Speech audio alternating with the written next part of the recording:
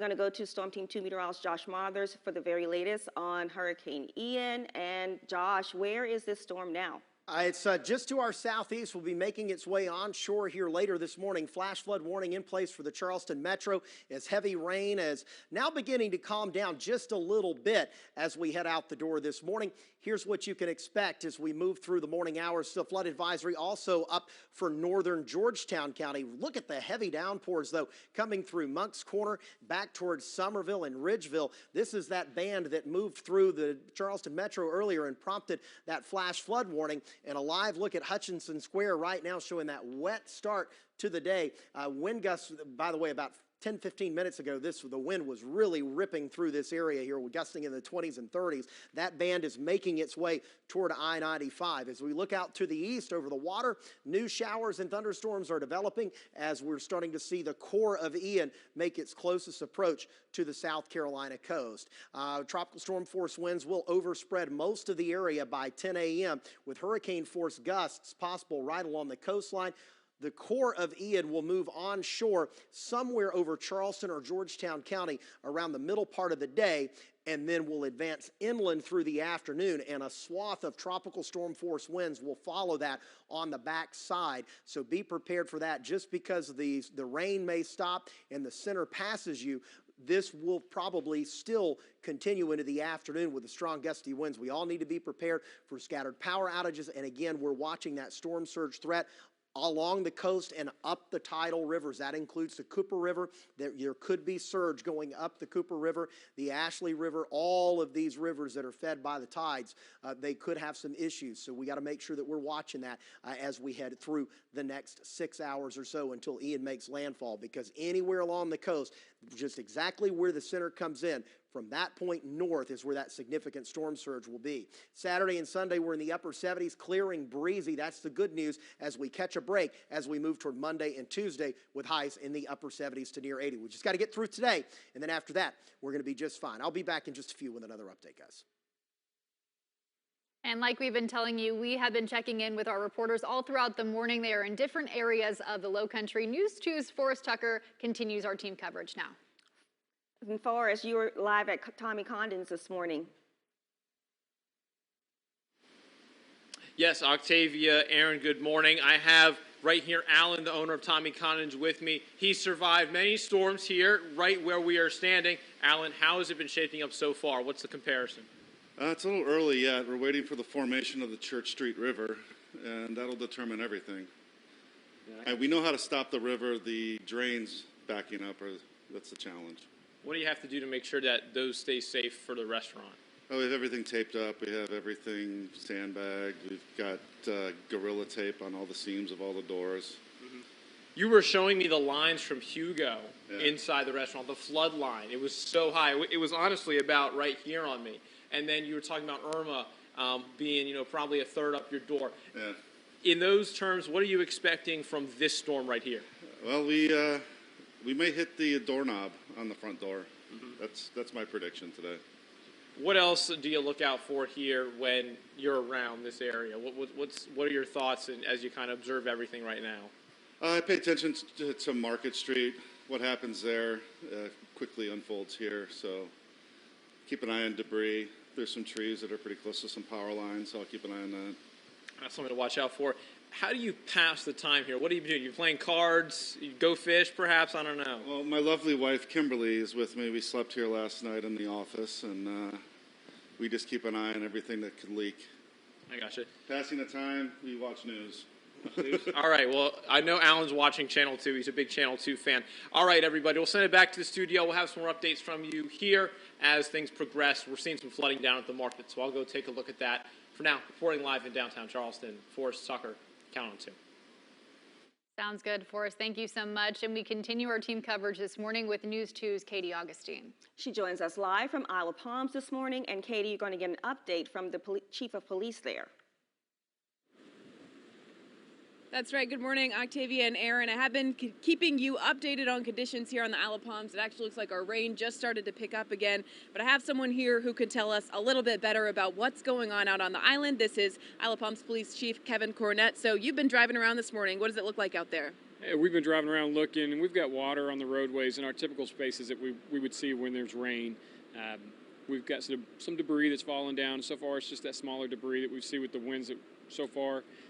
We have been out measuring the wind speeds on our little device. It's not as good as what y'all have, but it's something we can use to get an idea of what our winds are at. And for us on the connector, we were seeing about 38 miles per hour at max, and sustained was roughly around 20 miles an hour. But as the bands come through, we've seen that shift and change. And so what are some of the biggest concerns that you have? I know we have to wait and see the full impacts for storm surge, but that is a concern.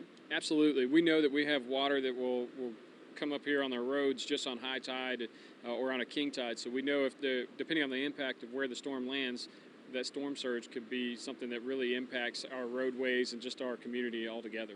And any last minute tips for people before this storm makes landfall? Be prepared. I know a lot of people are saying this is just a smaller storm, but the storm surge is what we're concerned about, and that water that gets into the roadways. So just be smart. If you see road or water in the roadway, try to avoid that and just maybe stay at the house for a little bit. So maybe don't go surfing yet this morning. I would say don't. I know it might be hard for the people when you look out here and see these, but it might not be the best thing either. Okay, thank you so much, Chief Cornett, for that update. I really do appreciate it. So that's what's going on here on the Isle of Palms. As Chief Cornett said, stay home right now. Don't drive. There is water on the roadways, as well as some pretty hefty waves out here, rain and wind. So Hurricane Ian is getting a little bit closer to the coast, but we'll send it back to you in the studio.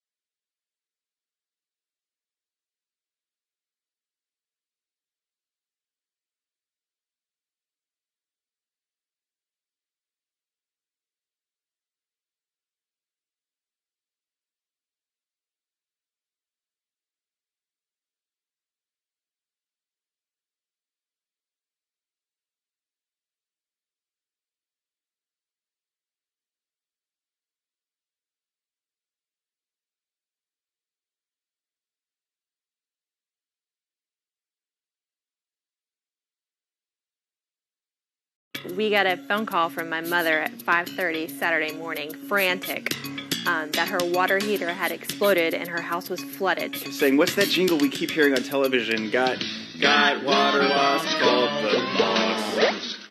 At Charleston Tree Experts, we begin each day with a commitment to sustaining and preserving life, specializing in tree treatment, maintenance, pruning, and removals. Our knowledgeable team aims to meet each expectation with delivery in an efficient and effective manner, continuously striving to educate, elevate, and inspire from the first call to the last cut.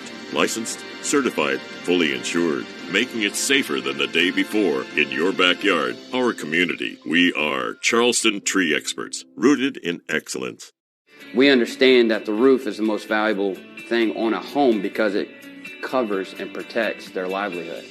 And so being that we are a family business, we're in the business not to just put roofs on a home, but we're in the business to put roofs over families.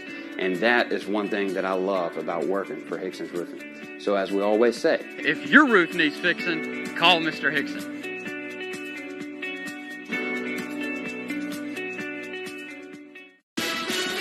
It's the all-new Subway Series menu. 12 irresistible new subs. The most epic sandwich roster ever created. It's Subway's biggest refresh yet. You know, a lot of people say when you're going somewhere, you don't want to look back. But I beg to differ. I can't lie and say it was easy. I looked at everything in a different light. I realized it started with me going back and getting my high school diploma.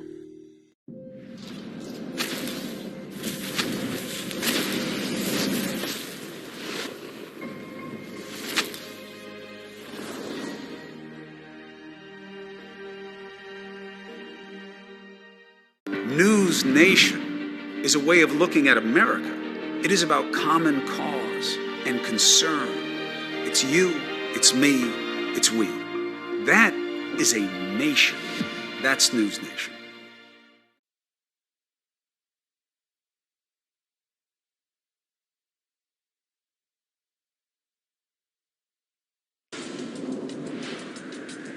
Good morning. A flash flood warning continues for the Charleston Metro this morning as we've seen a couple of inches of rain. But we're starting to get a break on the upper Charleston County coast, the Georgetown County coast. But inland, the rain is really picking up. We're going to take you on a little radar tour here. Georgetown County, stretching from Georgetown up Highway 17 on the Georgetown County beaches to the Kings Highway corridor of Myrtle Beach.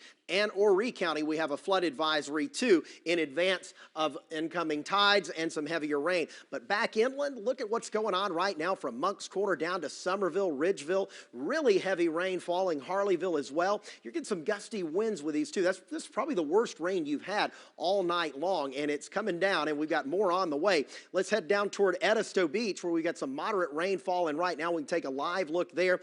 The tide is beginning to roll back in as we head through the morning hours. We're low tide just a little bit ago, and we're going to see that tide come back at us here over the next little while as we're watching the core of Ian make its way closer to the South Carolina coast. Based off of the 5 o'clock advisory, Ian will make landfall today somewhere between the Charleston County and Georgetown County coasts as a Category 1 hurricane. Max winds right now are at 85. The storm motion's north-northeast at 9. New advisory should be coming down at any minute. As soon as it does, I will bring it to you. Where the storm makes landfall, near and to the north of that, that's where we're going to see wind gusts frequently, or common wind gusts, 60 to 80 miles per hour. Farther inland, they'll be common in the 40 to 60 mile per hour zone as the center rolls ashore and behind it. Again, we've got lots of rain on the way too inside the metro and up toward Georgetown County with as much as 4 to 8 inches expected. Let's see how things are looking out on the roadways right now. We've got some road closures to talk about. Here's Megan Fee with Count on 2 traffic. Good morning, Josh. Let's walk through a few of them. First, we'll start right downtown, diving in here. Cumberland Street is closed between East Bay and Concord Street. That's over on the east side of the peninsula. Now, if we walk things a little bit further west, we'll see that parts of 17 are now partially closed. That's between Westcott Court and Ashley Avenue there. And we'll even see that some of that floodwater seems to be spilling over onto Bogard Street. That's closed between Norman and President Street there as well. So floodwater just filling up downtown. If we zoom out a little bit here, we'll see that Berry Street and Montague, those areas are also having closures all over, starting to spread a little bit more as we get through the morning here. We'll also take things down over to Johns Island now to let you know about a large tree. This has been down for several hours now. That is at the 2300 block of Bohicket Street. I'll keep you updated with another check of Count on 2 traffic coming up. And now we are checking back in with our social media accounts. As you can see, Katie Augustine out at the Isle of Palms. That is Kay Augustine TV. She will remain there for the rest of this storm as we continue tracking that. You should follow her as well as Forrest Tucker. That is Forrest Tucker TV. He is out in downtown Charleston letting you know just what conditions we are seeing at this time. Of course, Megan Fee TV on Twitter will be updating you with traffic, and myself and Josh Marthers on Twitter will be giving you the latest Hurricane Ian updates as we get them in from the National Weather Service. Most recently, we are starting to see some hurricane force winds being picked up on the buoys, specifically at Edisto. Likely that's going to continue to move further inland as the western part of the eye of Hurricane Ian approaches our coastline and will make landfall shortly. We'll have more updates for you on the other side of this break. I woke up one Sunday morning to my upstairs and downstairs flooded. So I called Boss. And they came out right away, and they made me feel a lot better the minute that they got there.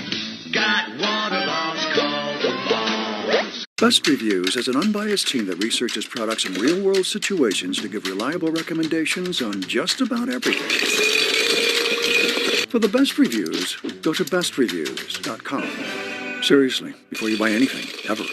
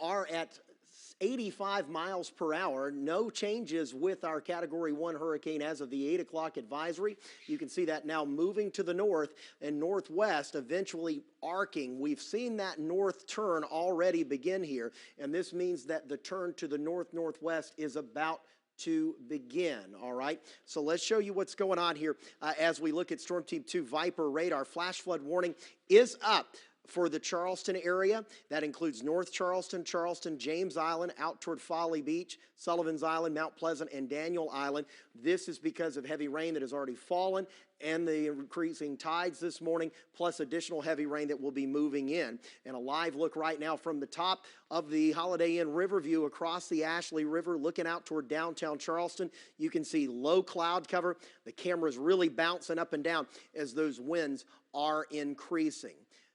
Georgetown right now, you're under a flood advisory. This has been issued by the National Weather Service office in Wilmington. This is from Georgetown up Highway 17. That includes Litchfield, Folly Beach, Murrells Inlet, all the way up to the Kings Highway corridor of Horry County as rain bands continue to move in off the Atlantic and the tides are rising there as well. Heavy rain continues to fall Somerville to Ridgeville.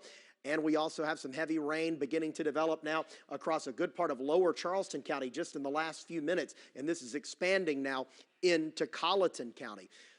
The western eye wall of Ian is now entering the radar picture here as it's lifting toward the South Carolina coast. And here's what we expect with that. Winds gusting as high as 60 to 80 near where the center comes on shore and behind it. And then farther inland, we're looking at 40 to 60 with a ton of rain on the way. Let's walk you through this hour by hour. 8 o'clock.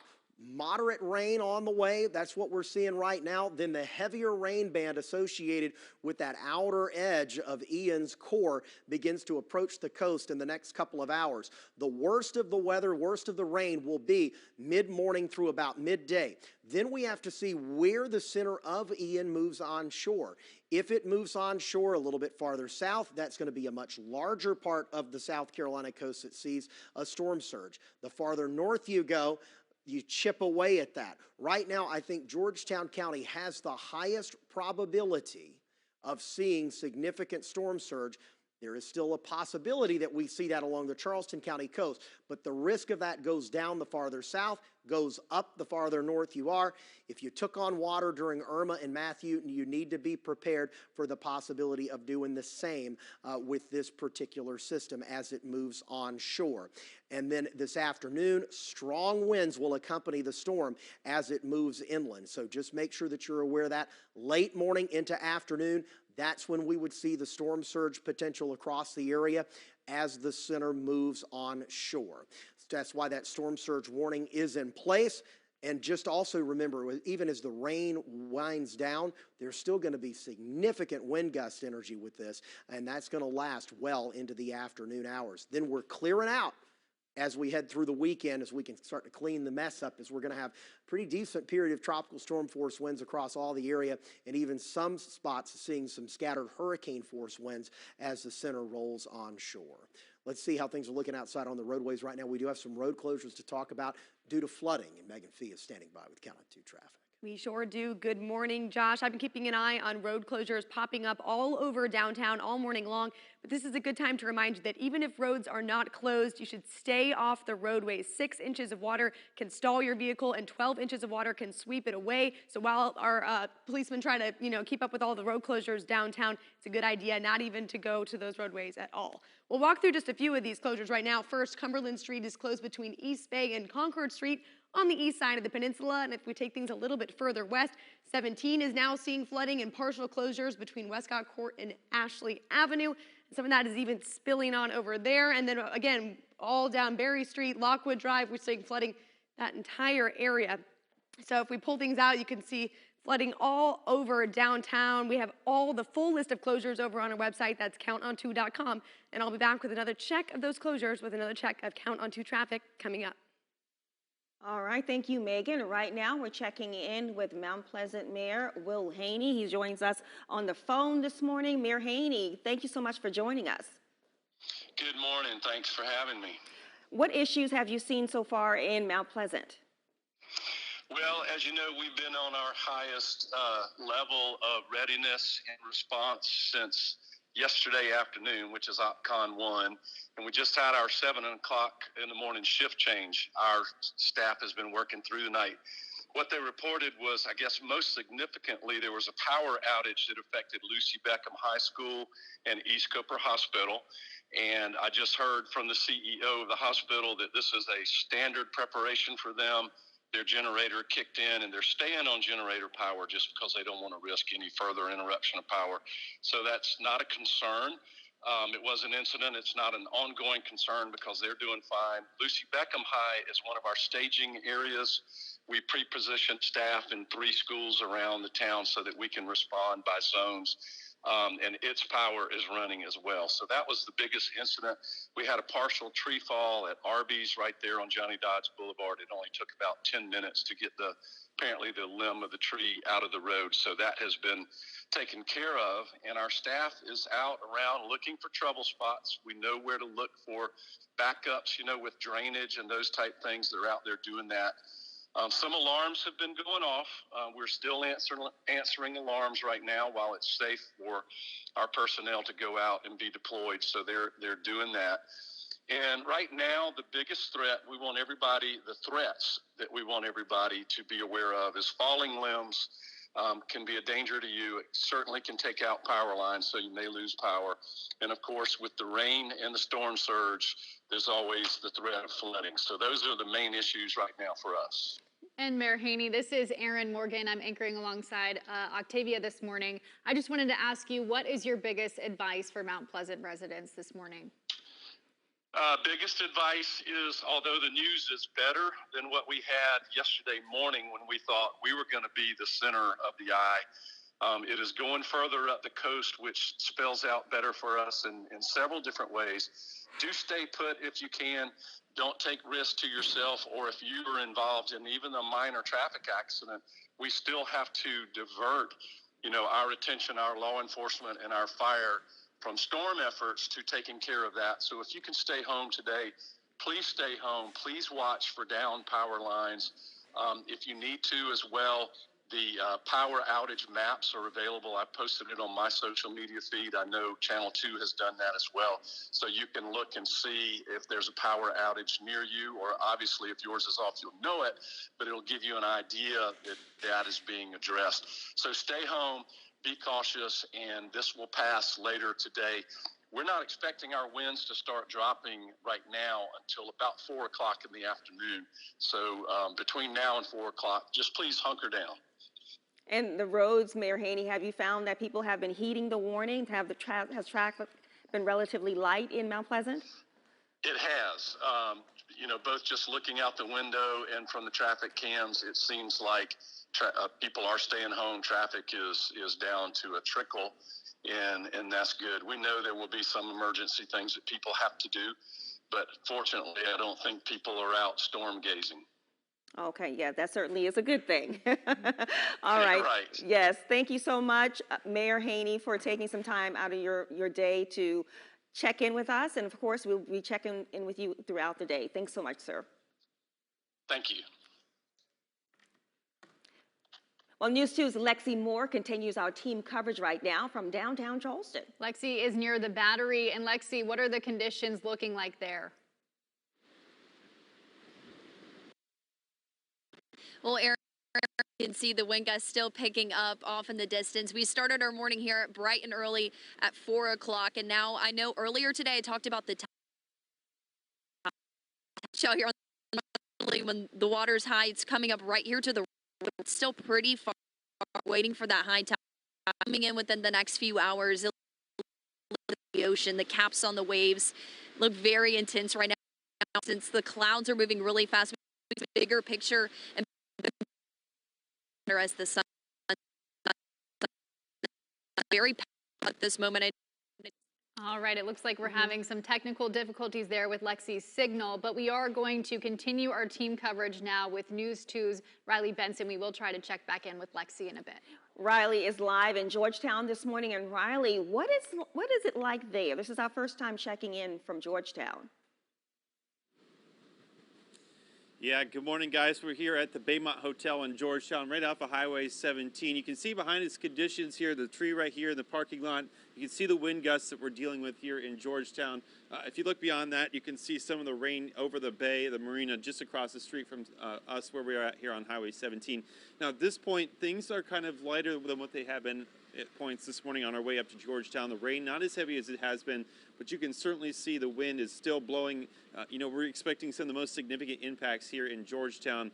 I don't know if you can see the water beyond us here, but the water is certainly moving very fast out away from where we're at right now, headed out away from Georgetown. You can see some white caps on this water over here. A lot of wind at this point in play. The rain not really as big of an issue. No flooding really on the way up here. Obviously some water ponding in some areas, but obviously we're still watching conditions here in Georgetown as we progress through the morning, as we're expecting some of the heaviest conditions to be here in this part of the Lowcountry of our region. So of course we're going to continue checking in, but again, right now the wind seems to be the biggest issue that we're seeing, as you can see these trees right here in front of us and some of the plants behind that. But no issues with rain or flooding at this point. We're going to continue to follow these conditions here in Georgetown and bring you the very latest as we progress through the morning, guys. We'll send it back to you live in Georgetown. Riley Benson, down on 2. I manage hundreds of properties, and I use Boss. 24 hours a day, they really do answer the phone. Anytime you have water damage, call the boss first. 884-BOSS. Got water loss? Call the boss. 884-BOSS.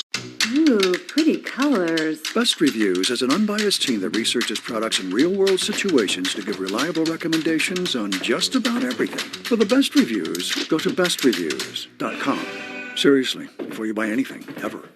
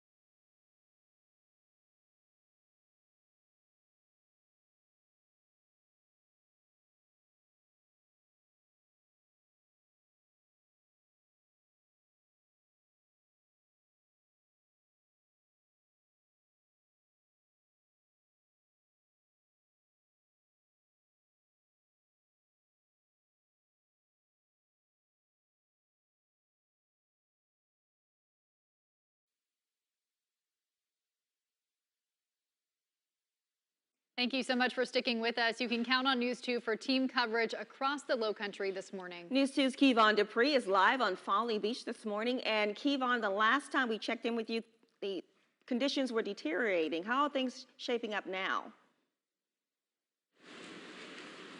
Aaron, Octavia, the rain is dying down a bit, but the strong winds still persist here at Folly Beach. I'm going to take a step out of the way so our cameraman David can show you a little bit about what's going on.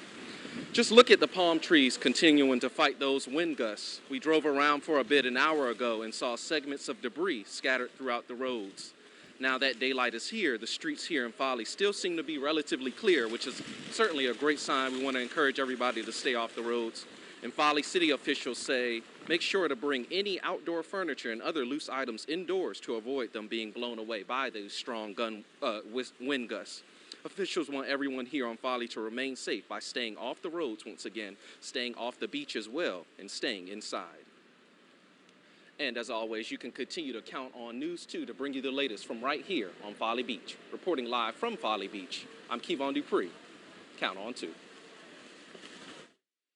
And right now we are starting to see Hurricane Ian making its northern turn. As we mentioned, it's likely going to continue to do so, picking up a little bit of strength and a little bit of moisture out over the Atlantic, and we are still seeing that flash flood warning expiring at about noon. We are going to keep up to date on that for you, but we are starting to see Moncks Corner, areas like Somerville getting a pretty good thumping, a very strong band of rain and wind making its way into that area right now.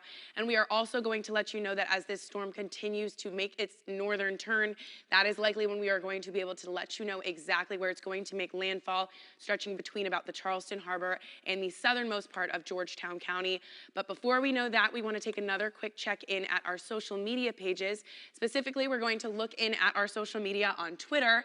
We are checking in with Forrest Tucker, who is downtown at Tommy Condon's. As he mentioned, they are big WCBD fans, and he is right by the market where we typically see a lot of flooding. You can see here in both of these pictures, there is a lot of water starting to pool on those streets, as well as some damaged branches getting out onto the roadways downtown. We also have a lot of articles posted on counton2.com, as well as on our social medias, to let you know about different road closures, potential bridge closures, and all of the weather alerts that you need to know with this system coming into our area in the next couple of hours. We'll be right back on the other side of this break.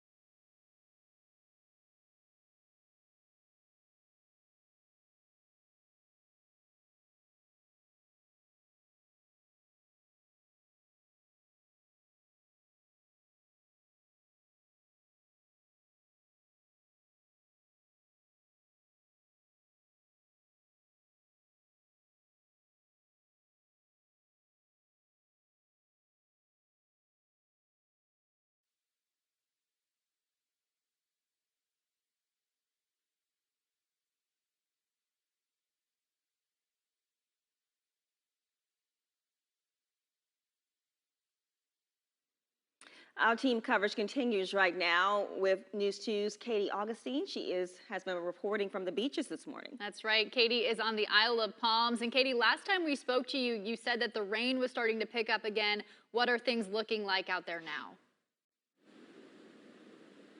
Well, Aaron, that's what I thought, but it's actually has stopped again, fortunately. But at least for now, I know that's not going to last a very long time as Hurricane Ian starts to get a little bit closer. But one thing has remained the same, and that's the surf behind me. Very, very strong, powerful waves. You can see the spray coming off the tops of those. I'll step out of the way so you can take a little bit of a closer look.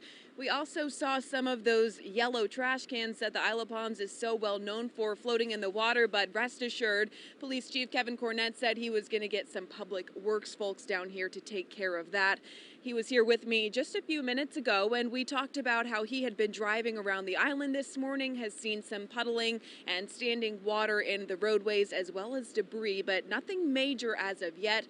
But of course that could change as Hurricane Ian starts to approach the area. So that's what's going on here at the Isle of Palms, people just making preparations.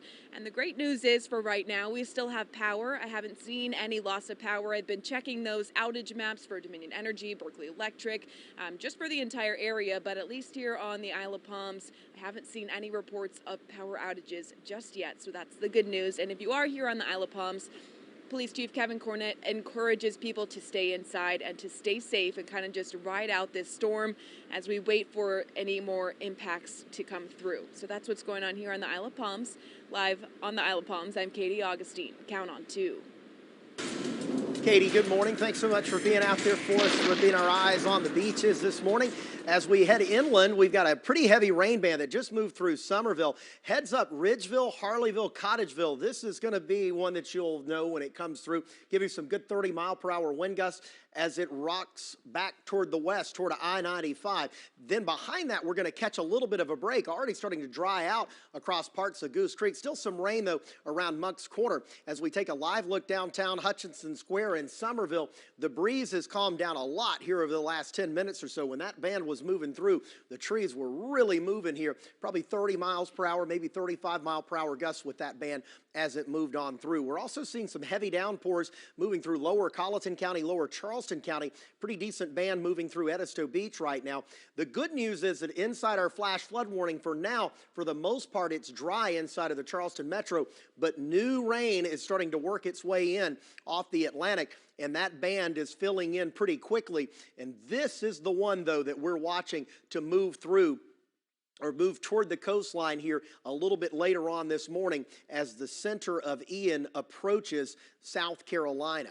Based off of what we see right now, wind gusts will be between 40 and 60 miles per hour for the most part, but there will be pockets of 60 to 80 out along the coast and in the northeastern tier, with a lot of rain still expected to fall here across the area. Storm totals around 4 to as much as 8 inches near and to the north where the center comes on shore.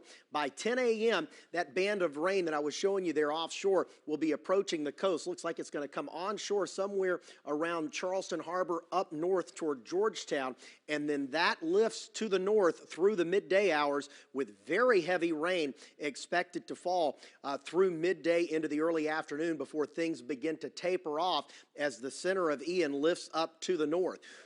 As we move through the morning, we're going to be watching that center to see where it goes onshore, because there and to the north is where the highest risk of storm surge will be. We'll be back with another update coming up in just a few minutes. Josh, thank you so much for that update. And News 2's Forrest Tucker continues our team coverage now. Forrest, what are conditions like in Charleston right now? Aaron Octavia, I have installed myself at Tommy Condon's here on Church Street near the market. It's just a block down that way, but let's show you what's going on down here. A couple of people out right now. I've seen maybe about half a dozen, but what I want to look at right now is the fact that there are power lines right here, especially in this area. It's probably the case other places in Charleston that are rubbing up against these trees here, so there could be some potential for outages around here later. The wind is the biggest issue right now, and it's making things a lot colder than they were this morning, if you can believe that. It's less wet, but it's more just cold and kind of bone-chilling at the moment. Otherwise, just seeing the wind has some tunnels. It seems like the rain's just died off for now. We know bands are coming through, so this is a lull in the storm.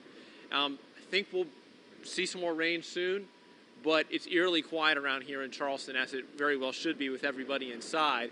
We'll continue to bring you some updates. These wind gusts are getting pretty high. We've seen and heard about some that are offshore. Some we are getting pretty high up there.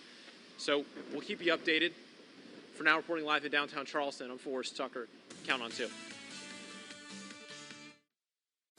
There are many fine nursing homes and many good people who work in them to take care of our loved ones. But the bad apples in the nursing home industry are flat out dangerous. If your loved one has died or been injured due to substandard care in a nursing home, take action. You owe it to them, and you can help protect future families from going through the same experience. Because all our loved ones matter, just call JOY. 843-888-8888.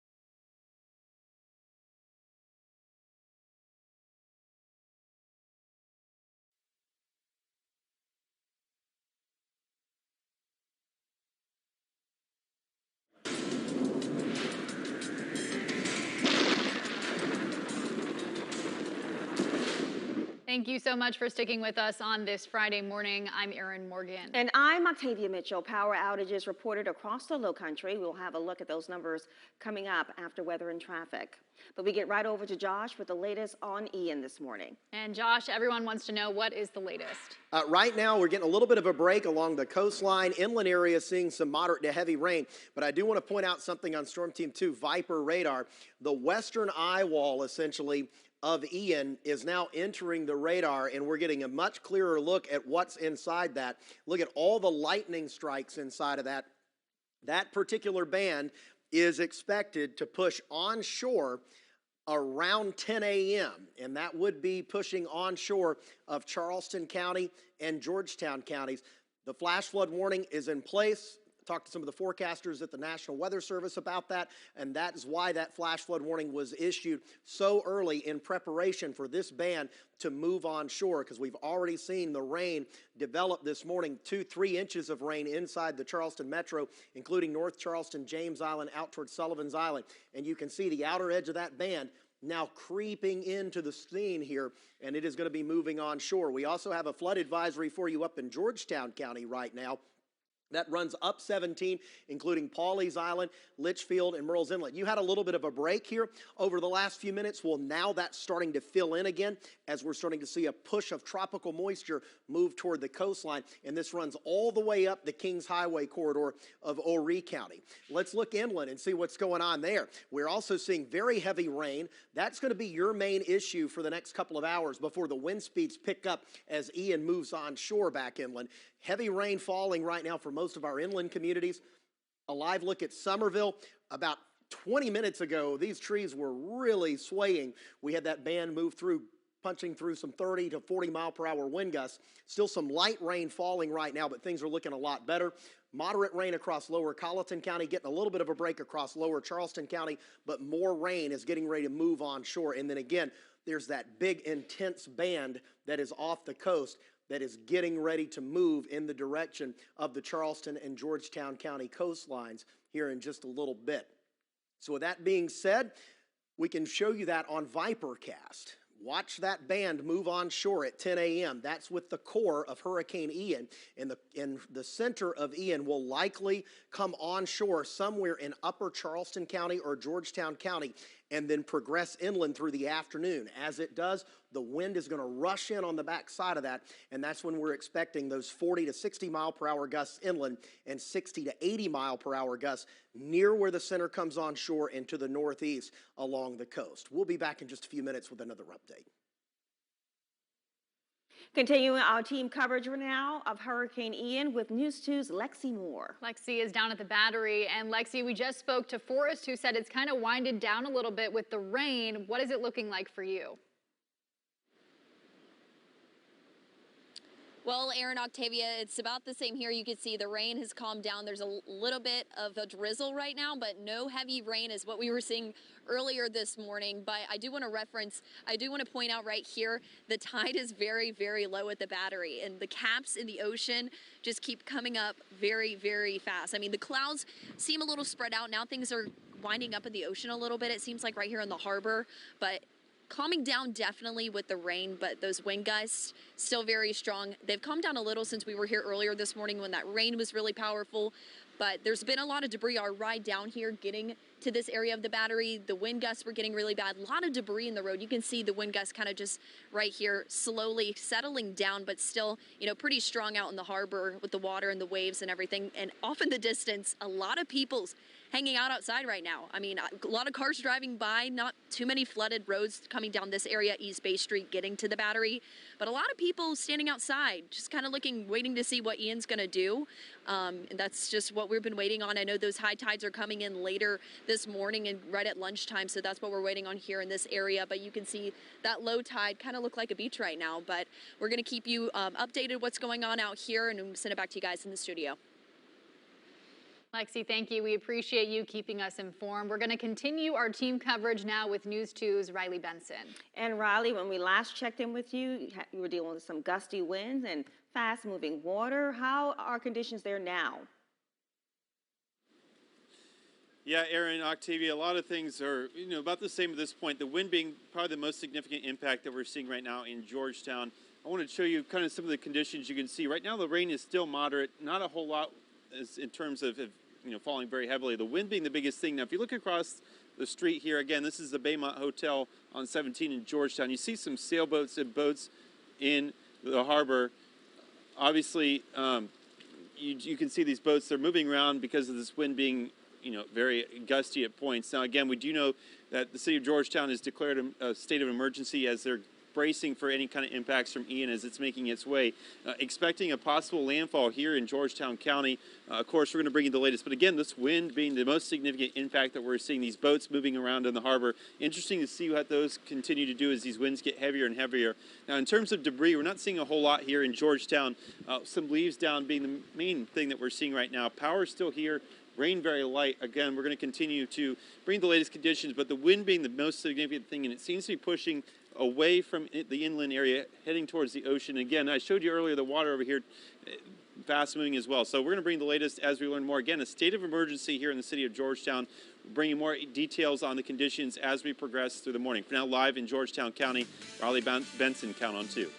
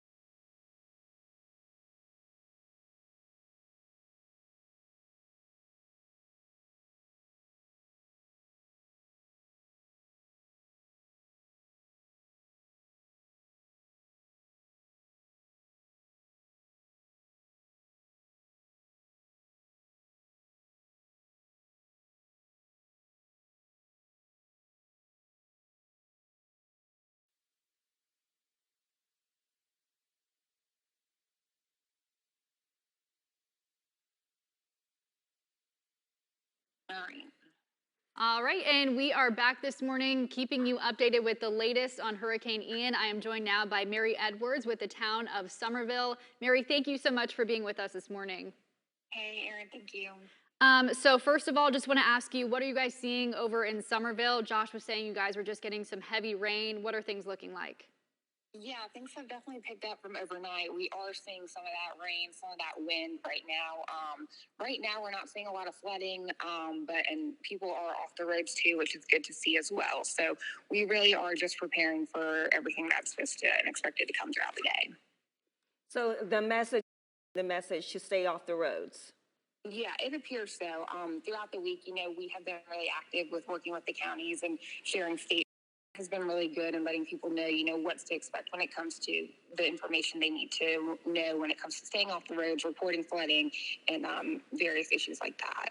You said that you guys have staff out there working right now. What are the biggest concerns for the Somerville area? Flooding is definitely the biggest concerns in certain areas, like Maple Street, North Main, areas in Oak Brook. So we do encourage people, if they do have issues and they see issues like that, to call the non-emergency line, not 911. So we do have all of that information on our website. The non-emergency line for the flooding is 843-871-1650. We do make that known so people can report that as they see issues on the road. All right, and you said that you have police and fire out there right now. Will they be assisting as this continues and makes landfall? Yeah, we do. Police and fire, as emergencies come up and 911 emergencies come up, yes, they are still working. And also guys in public works. We have a really strong legacy staff. I mean, we've got guys who've been through this for, the last 10, 15, 20, 25 years even. So this is a procedure that is well known to a lot of staff. So they've been prepared and had a lot of practice and training over the years. And right now, no road closures or anything like that? I am not getting anything right now, but if people see any flooding, they can report that to the non-emergency line, that 843-875-1650 number, and any down power lines or power outages need to be reported to their utility providers. All right, and Mary, one more time, what was that number for people? The down trees and flooded roadways, that is 843-875-1650, and then the power lines and the outages, that needs to go to the utility providers. All right, we appreciate you so much. Thank you for joining us this morning. All right, thank you guys. Good morning. We are continuing to follow the latest on Hurricane Ian as we still are watching bands of heavy rain move toward I-95. Let's take you on a little radar tour here and show you what's going on. Flood advisory now up for Georgetown County and portions on this goes all the way up the Kings Highway section. But this does include Georgetown proper, also Pawleys Island, Murrells Inlet, and Litchfield. You're dry for now back toward Andrews, but heads up, rain's about to spread in your direction. This will also be headed toward Kingstree, too. You're going to dry out for a little bit as we're getting a little bit of a break between that first really heavy rain band that's moved through earlier and the next one that's getting ready to come on shore with the core of Hurricane Ian. Really heavy rain right now falling in a line from Harleyville down through Ridgeville and Cottageville. You're going to pick a quick maybe half-inch of rain up out of this as it moves to the west, and some gusty winds too. You're starting to dry out a little bit down across lower Charleston County, but some light rain still lingering across the area. And we've got a brand new rain band that we're watching, and this is really the outer edge of Ian's core that is rotating toward the coastline. It's pivoting west. If this continues in the current form, this should be arriving between 10 and 11 a.m. on the Charleston County and Georgetown County coastlines. And this is going to be really, really heavy. There could even be some lightning with this and gusty winds too.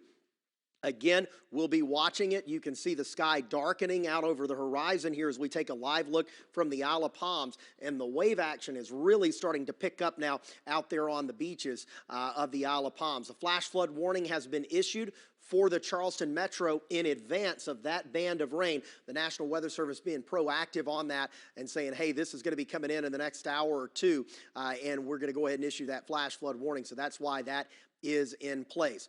This is an exclusive product to Storm Team 2 through our Vipercast. This will show you where the tropical storm force and hurricane force winds are projected through our Vipercast model. Here we are at 10 o'clock. You can see the core of Ian at 10 is southeast of Charleston Harbor. And with the latest model run, it looks like the center is going to come onshore somewhere around the Allendale Bulls Bay area.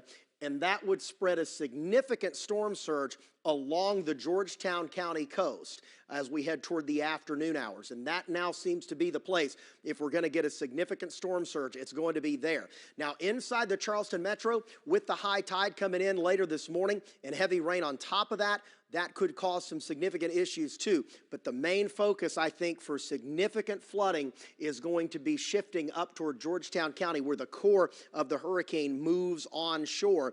And then we're going to see those tropical storm force winds continuing on the back side of this all the way through the afternoon hours. So get ready for it. Things are going to go downhill here for many of us, especially from Charleston up to about Somerville, Moncks Corner, and points north as we head through the rest of the morning and into the afternoon hours. I'll be back with another update in just a few.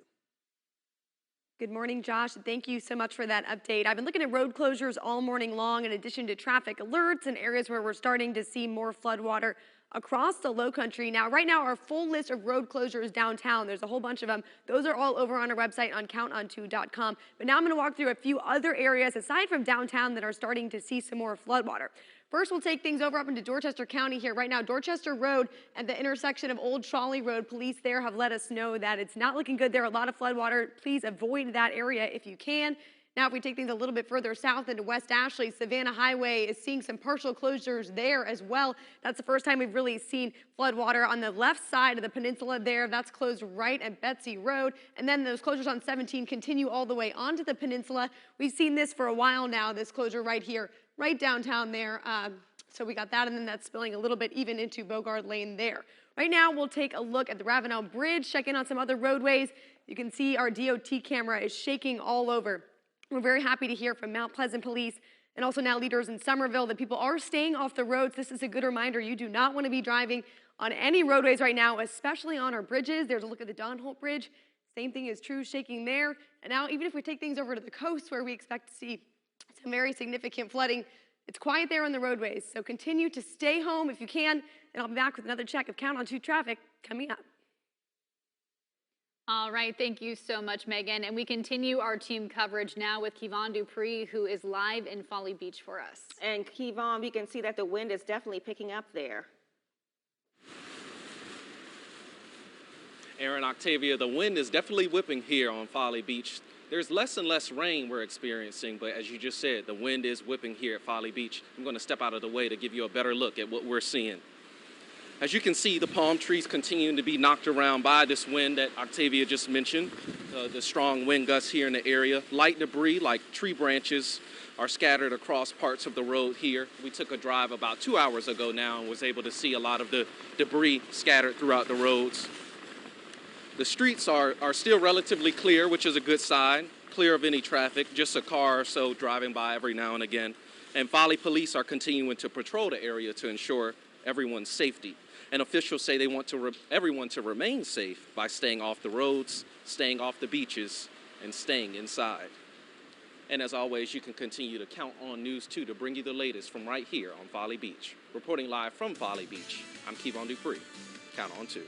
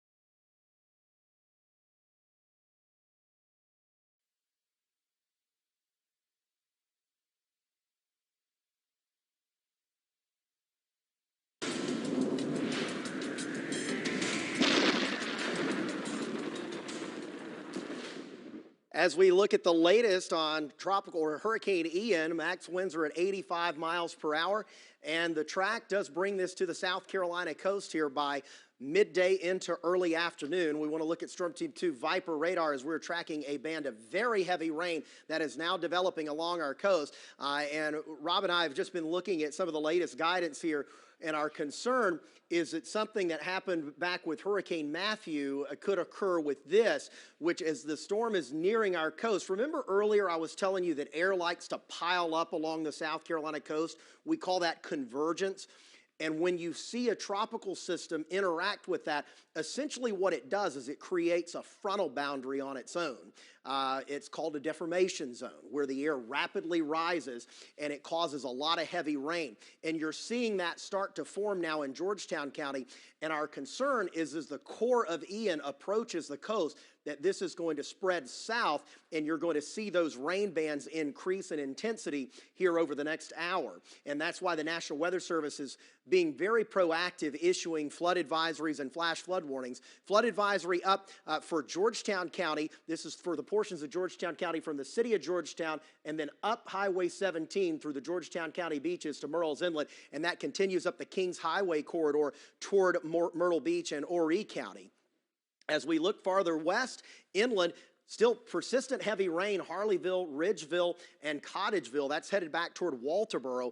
And we're catching a little bit of a break right now inside the Holy City and the North Charleston area. But notice here just in the last 5 or 10 minutes, the reflectivity here, or the intensity of the rain, is starting to pick up in this little band. That's one of the things that Rob and I are watching here as we're thinking that we're starting to see that air, that convergence pile up along the coast and start to rapidly rise. And that may be a sign here soon that our rain rates really begin to pick up. And that's something that Vipercast has been showing. You can see that band of rain setting up off the coast of the Isle of Palms here, and big time breakers are rolling in, and the flash flood warning is in place ahead of that band. Vipercast is showing that idea. By 10 o'clock, the rain rates really start to erupt along the South Carolina coast from Edisto Beach all the way up through Georgetown County. And look at this between 11 and noon. And remember, this is about high tide along the coastline. This is going to cause significant issues with heavy rain and the potential of flash flooding. And then you're going to have storm surge on top of that on the northern side of the storm. And it looks like Georgetown County, with a strong onshore wind, will likely see the brunt of that, and it could go as high as 4 to 7 feet. Essentially, the message here is up in Georgetown County, if you took on water during Hurricane Matthew on the beaches, you're probably going to take on water with this later this morning into the afternoon. We'll be back at the top of the 9 o'clock hour with a full update. Rob Fowler's here with me. We're going to keep you updated all morning long. We're not going anywhere as it looks like the worst of the storm is about to begin here in about the next hour to hour and a half. Good morning, Josh. Thank you so much for that update. We're going to walk you through a few of our problem areas right now on our traffic maps. Of course, the full list of closures downtown, you can find those over on our website, counton2.com. Right now, we're going to zoom in to break it down. First, we have a closure on Savannah Highway, and that's taking you through West Ashley. That's right by Betsy Road. They're starting to see more floodwater. We'll take things up north here, right in Dorchester County. We have a mess of things going on the roads there as well. Starting to see major floodwater. Also seeing some closures on 17 downtown. Now we'll take a live look at a few of our bridges. Here's a live look at the Ravenel. Things are just shaking there. You can see our traffic cameras. Glad to hear from Mount Pleasant leaders that there haven't been too many cars out on the roadways there. The same thing is true over on the Don Holt, but of course, a strong reminder, definitely stay off the roadways, and it is not safe to be driving out on bridges. We're starting to see higher and higher winds. Of course, higher than 30 or 40 miles per hour is not safe to drive on. Here's a look over to the coast, Sullivan's Island, a very quiet start to the day there. The same thing is true if we move it back to the Isle of Palms. We'll be back with another check of Count on 2 traffic coming up.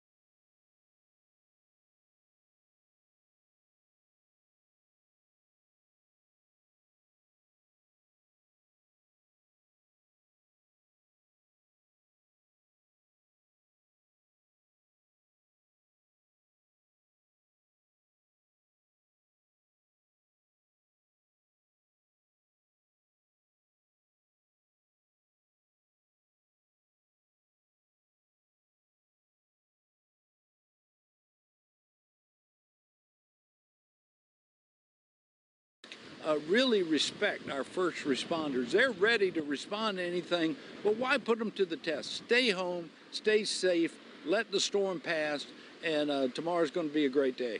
And talk about the road closures and the response already today. Kind of what is the city seeing, first responders seeing with some of those road closures? Any other problems across the city other than those road closures? So we've seen the road closures where you normally see them in Charleston when you have a rain bomb or intense rain like we had this morning. But the tide and the surge could really make a difference this afternoon and have significant road closures. So the best thing is just stay off the roads and stay home, stay safe. We've got first responders ready, and by that I mean not just police and fire, but our urban forestry, our parks department, our environmental services. We are ready to respond, to clean up. Let's let the storm pass, and then we'll get to work. Awesome. Great message here, Mayor Tecklenburg. Thank you so much for that. We'll, be here, like you mentioned, that high tide is coming earlier this afternoon, so stay with us as we have more coverage throughout the morning. Reporting back to you guys in the studio. Be aware of that high tide that's coming in, but I believe Mayor Tecklenburg said it best, Aaron, tomorrow is going to be great. That's right. Stay off the roads as well and stay inside. Absolutely. Stay with us. We're coming right back. This special edition of News 2 will return in just a few minutes. Looking at it.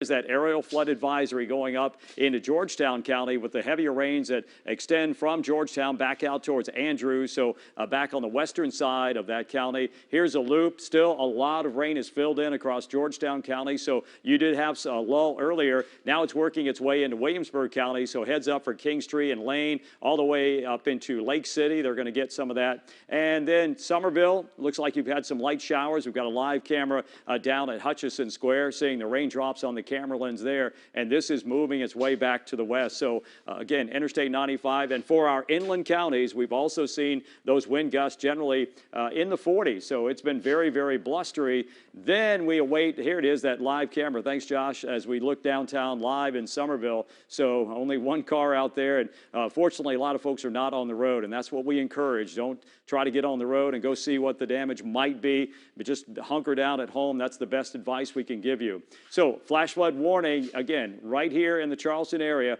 for a couple of reasons. Number one, we already had quite a bit of rain. Number two, we've got more rain that will be coming in, and that is going to work its way inland. And unfortunately, about the time the tide is going to be all the way in at 11:41. So these two potentially are not coinciding, that is, in the best situation. So again, flash flood warning until noontime because of that tide at 11:41. So that's something certainly that we will keep watch on.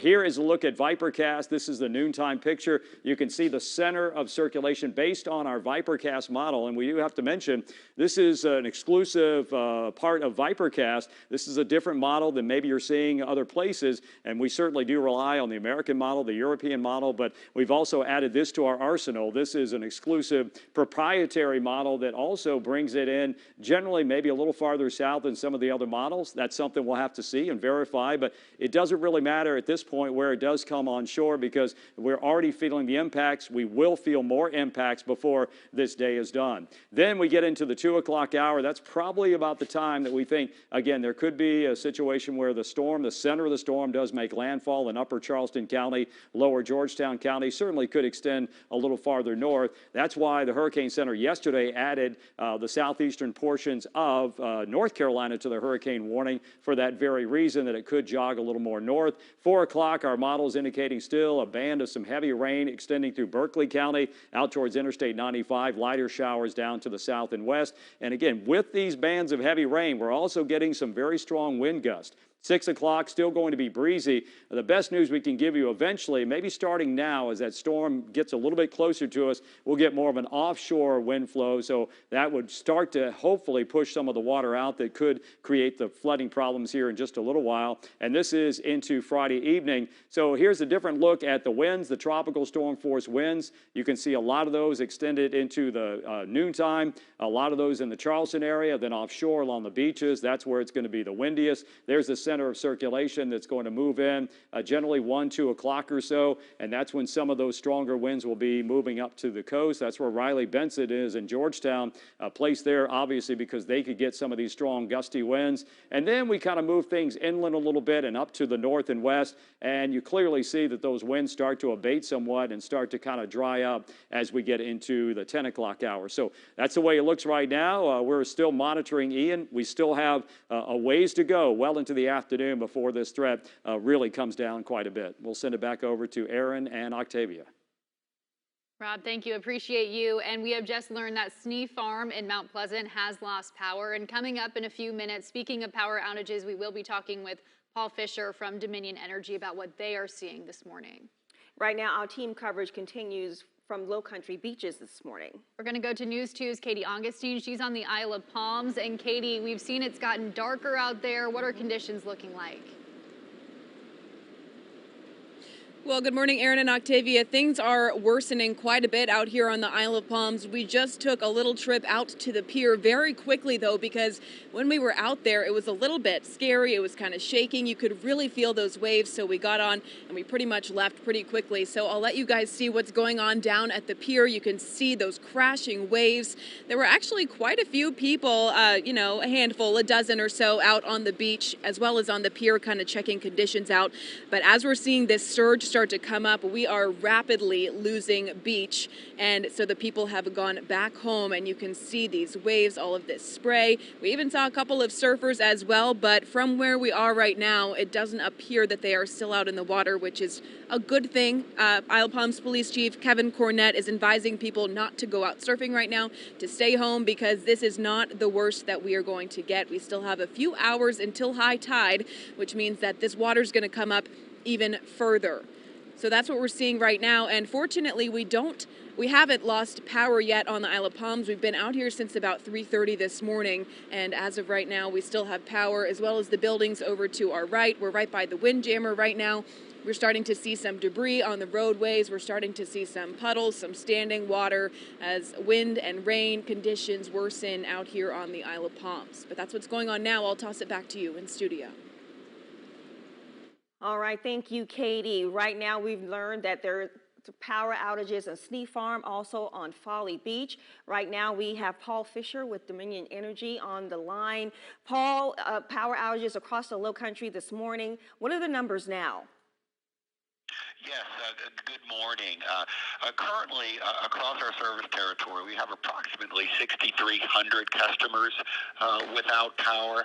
However, more than 5,000 of those customers are concentrated right here in Charleston County. More than 5,000. So how soon can they expect to have their power restored?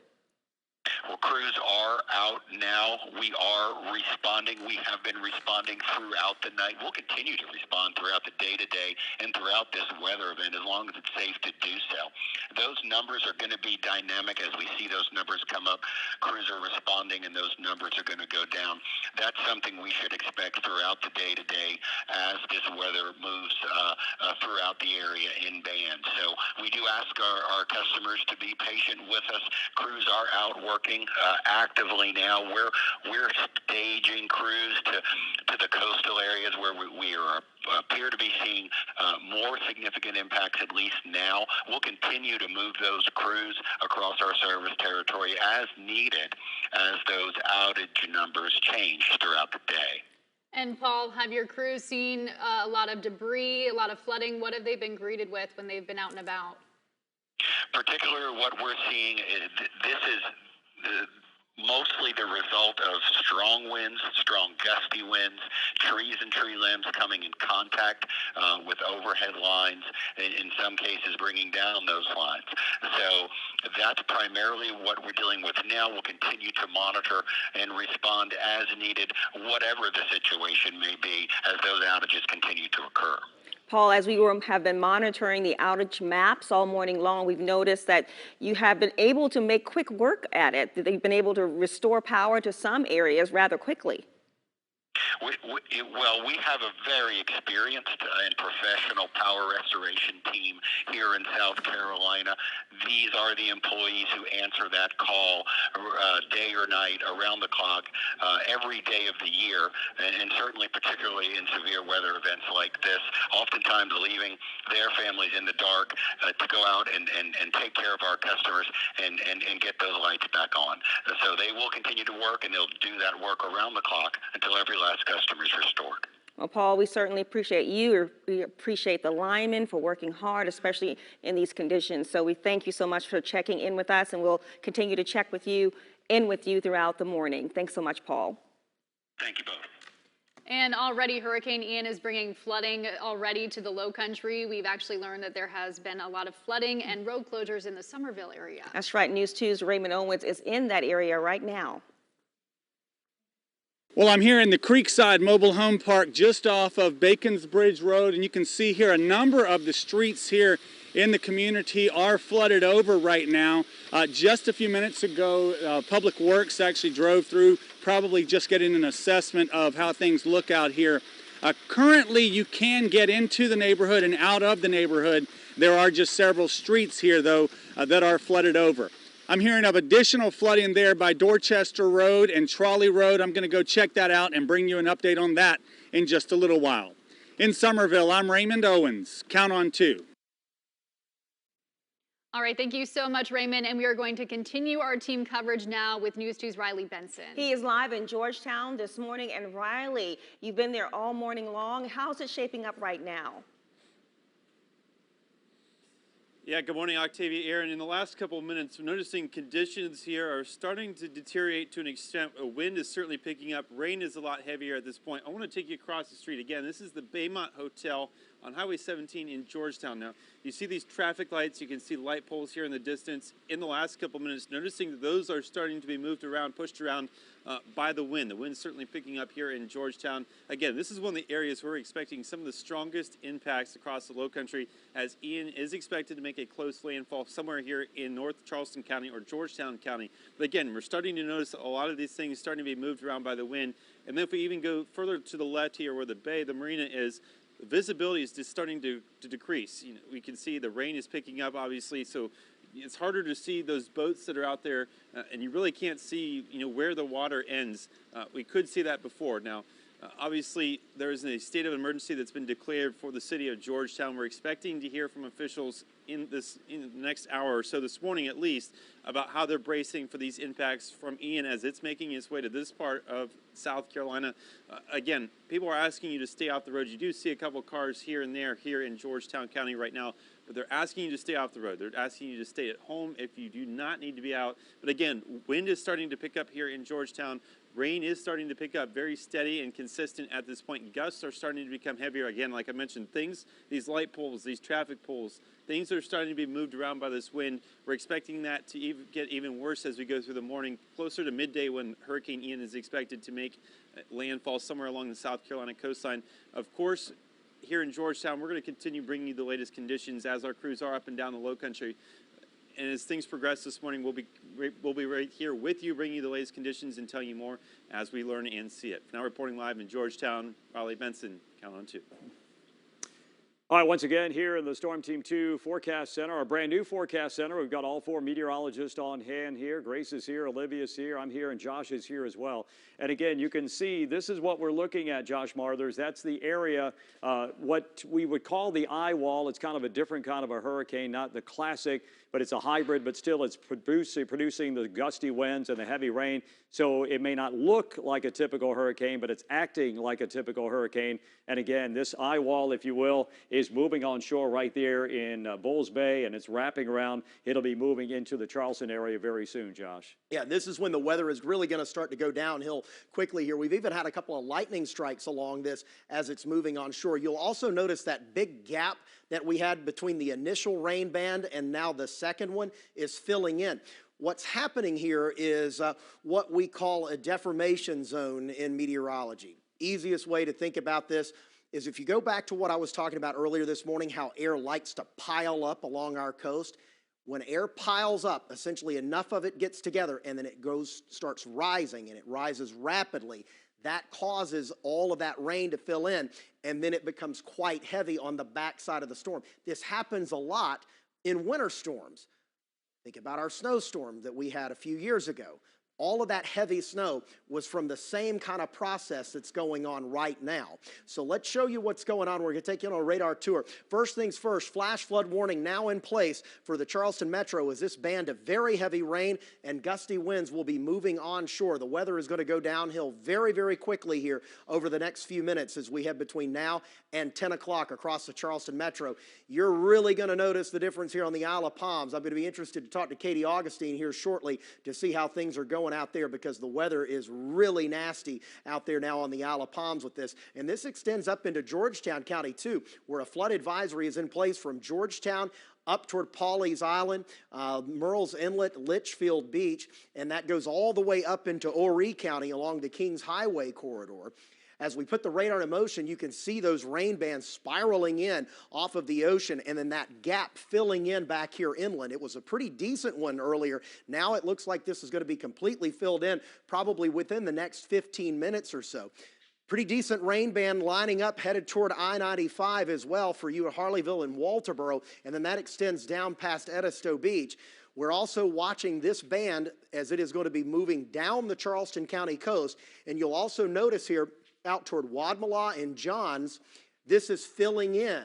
Again, that's the sign of that deformation zone or that area of rapidly rising air taking over along our coastline.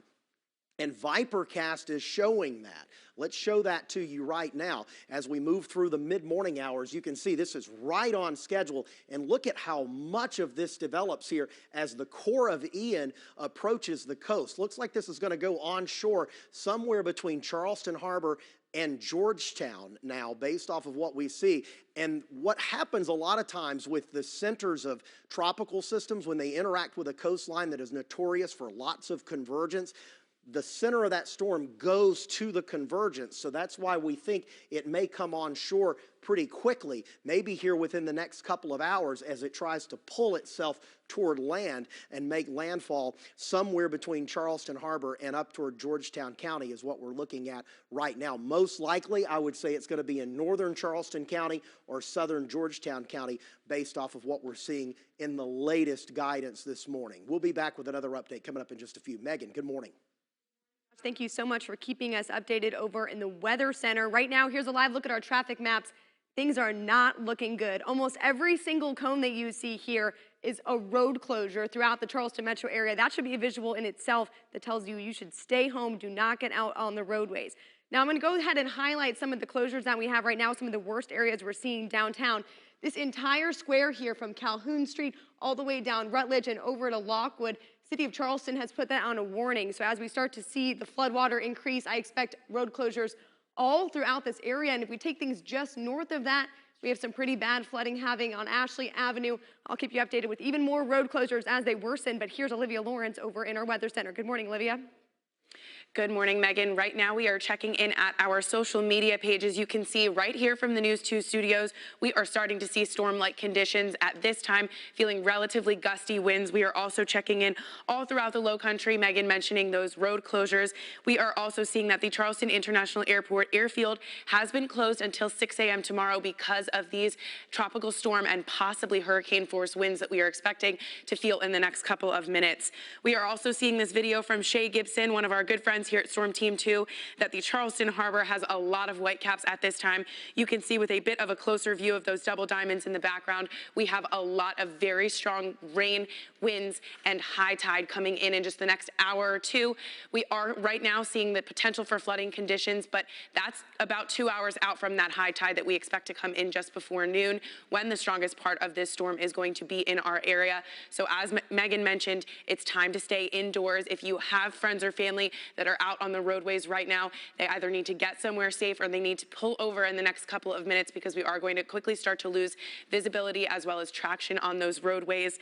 As we continue to monitor our social media, as we have Lexi Moore standing by downtown at the Battery, we are seeing the tidal impacts all throughout the Lowcountry. And if you have any pictures or images or even information about what we are experiencing due to Hurricane Ian, feel free to send them our way to WCBD on Twitter, Storm Team 2 on Twitter, myself, meteorologist Grace Lau, or Rob or Josh. We are standing by to make sure you are as informed as possible as we continue to weather the potential strongest impacts of this storm coming in just the next couple of minutes.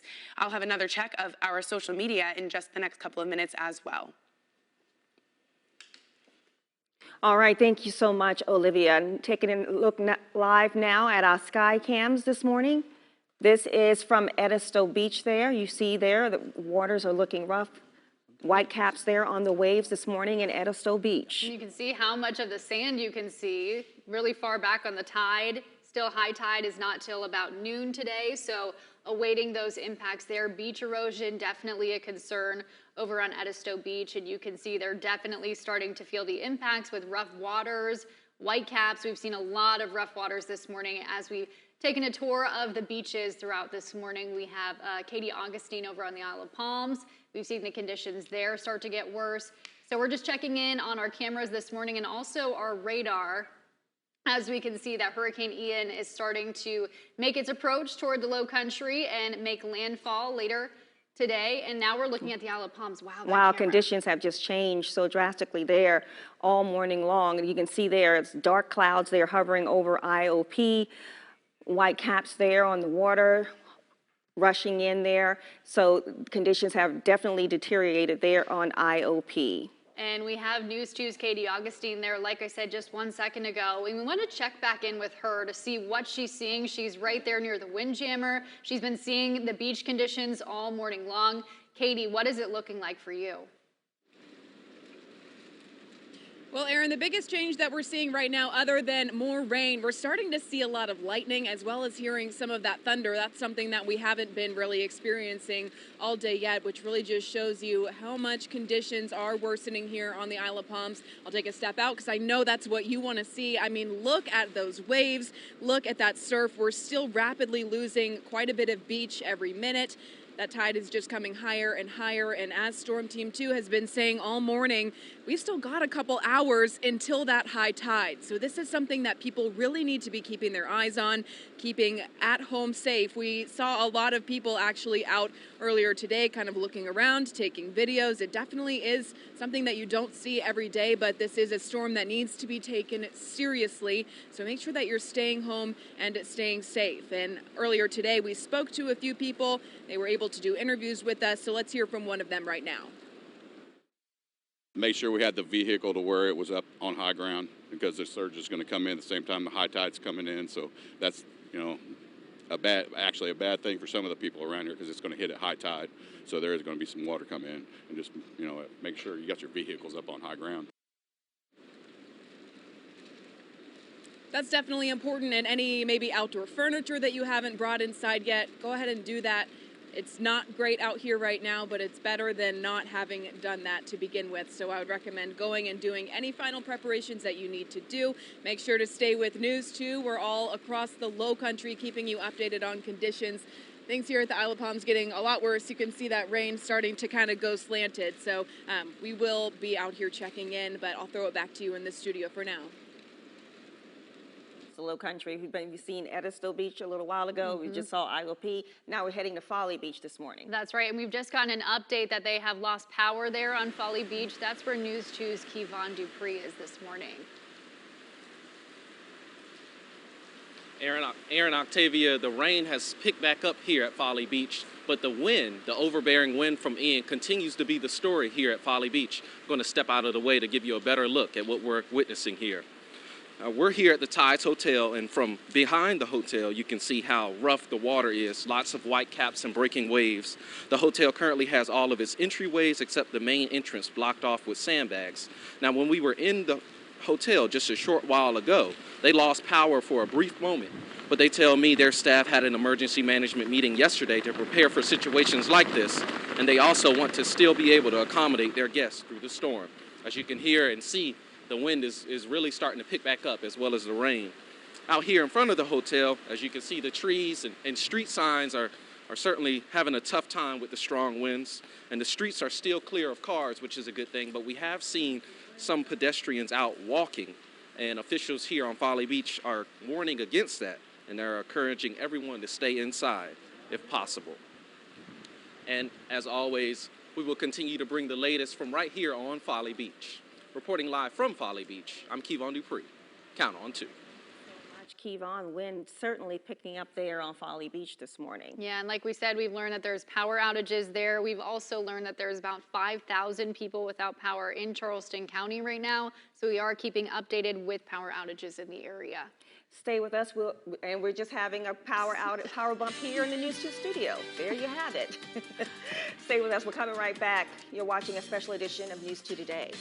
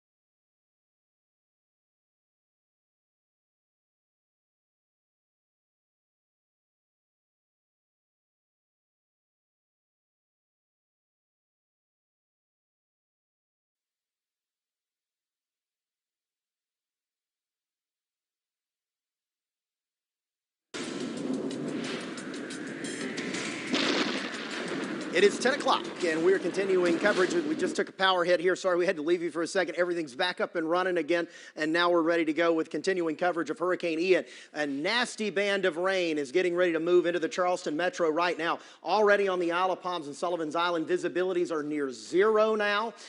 You can hardly see anything inside this band of rain, and the amount of rain that's going to come down into downtown Charleston here is expected by the National Weather Service to cause significant flash flooding, and that's why that flash flood warning is in place for Mount Pleasant, Charleston, Daniel Island, North Charleston, West Ashley, James Island, and Folly Beach, and this could be expanded as this band of rain moves through the area. Let's head over to Storm Team 2 Chief Meteorologist Rob Fowler. Rob, we should be getting a brand new advisory on Hurricane Ian coming up here at the top of the 11 o'clock hour. But here's the track that we have as of right now. Yeah, hey, Josh, thanks a lot. Yeah, let's get you caught up on what's been happening here this morning. This was as of 8 o'clock, as Josh mentioned. And again, the track of the storm generally to the north right now at about 9 miles an hour. Certainly could make a landfall somewhere between Charleston and Georgetown. And when we talk about landfall, we're talking about the center crossing over a landmass. The bottom line is this is not a point on a map. This is a massive moisture. It's containing lots of strong winds and heavy rainfall, as you certainly have seen. So again, we're keeping watch on that as this storm is moving, again, generally from the southeast to the northwest. It's kind of bending a little bit. The point of landfall where the center crosses the coast, that is certainly of discussion whether it comes a little north or not. But again, we are certainly feeling the impacts as you look at that band of rain right down here. And that band, that's the one, if you want to kind of call it an eye wall, it certainly is acting that way with the strongest gusty winds moving over the Isle of Palms. I kind of zoomed in a little bit so you can clearly see that the Isle of Palms down to Sullivan's Island, that's where you are really getting battered right now. We've had power outages on Folly Beach. As we mentioned, we just took a power bump. We are located at the foot of the Ravenel Bridge in Mount Pleasant. So that is going to continue for a while longer, moving into the flash flood warning area that goes until noontime. That could be extended. We'll be watching that. Then up the coast a little bit into Georgetown County, we've got aerial flood advisory there. We've got lots of heavy rain. And here is the radar loop that takes us through the last few hours. And if you extrapolate, you know that a lot of these heavier rain bands are going to be moving back inland in Georgetown County out towards Andrews. So we told you a few minutes ago, some of you were getting a little bit of a break, a lull, at least in the rain, not the wind. Well, that is starting to fill in and will continue to fill in Berkeley County and upper portions of Dorchester County. But this is the band right out here. That's the one we've got to keep watch on as that moves generally, again, from the east back to the west. And clearly you could also see the center of circulation. So one thing to note on Storm Team 2 Live Viper, radars are land-based. So when you look out too far, it looks like there's nothing out here, but there is. There's an other side to the storm that's just out of radar range, and that will be pushing on through. So it's going to be several hours of battering, especially over the next hour or so, as this has already entered Charleston County's coast, our barrier islands, our beaches, and it will be working over the downtown area. And right now, the timing may not be good for us because the tide is coming in. The water's already there, so you're adding more water in terms of rainfall. You're also looking at an onshore wind flow that's kind of pushing the water in, not allowing it to get out, and that is going to cause the water to pile up. And the tide at 11:41 could reach major flooding, 8 feet or so. That's certainly the forecast right now and within the realm of possibility. So here's Storm Team 2 Live Viper and Vipercast.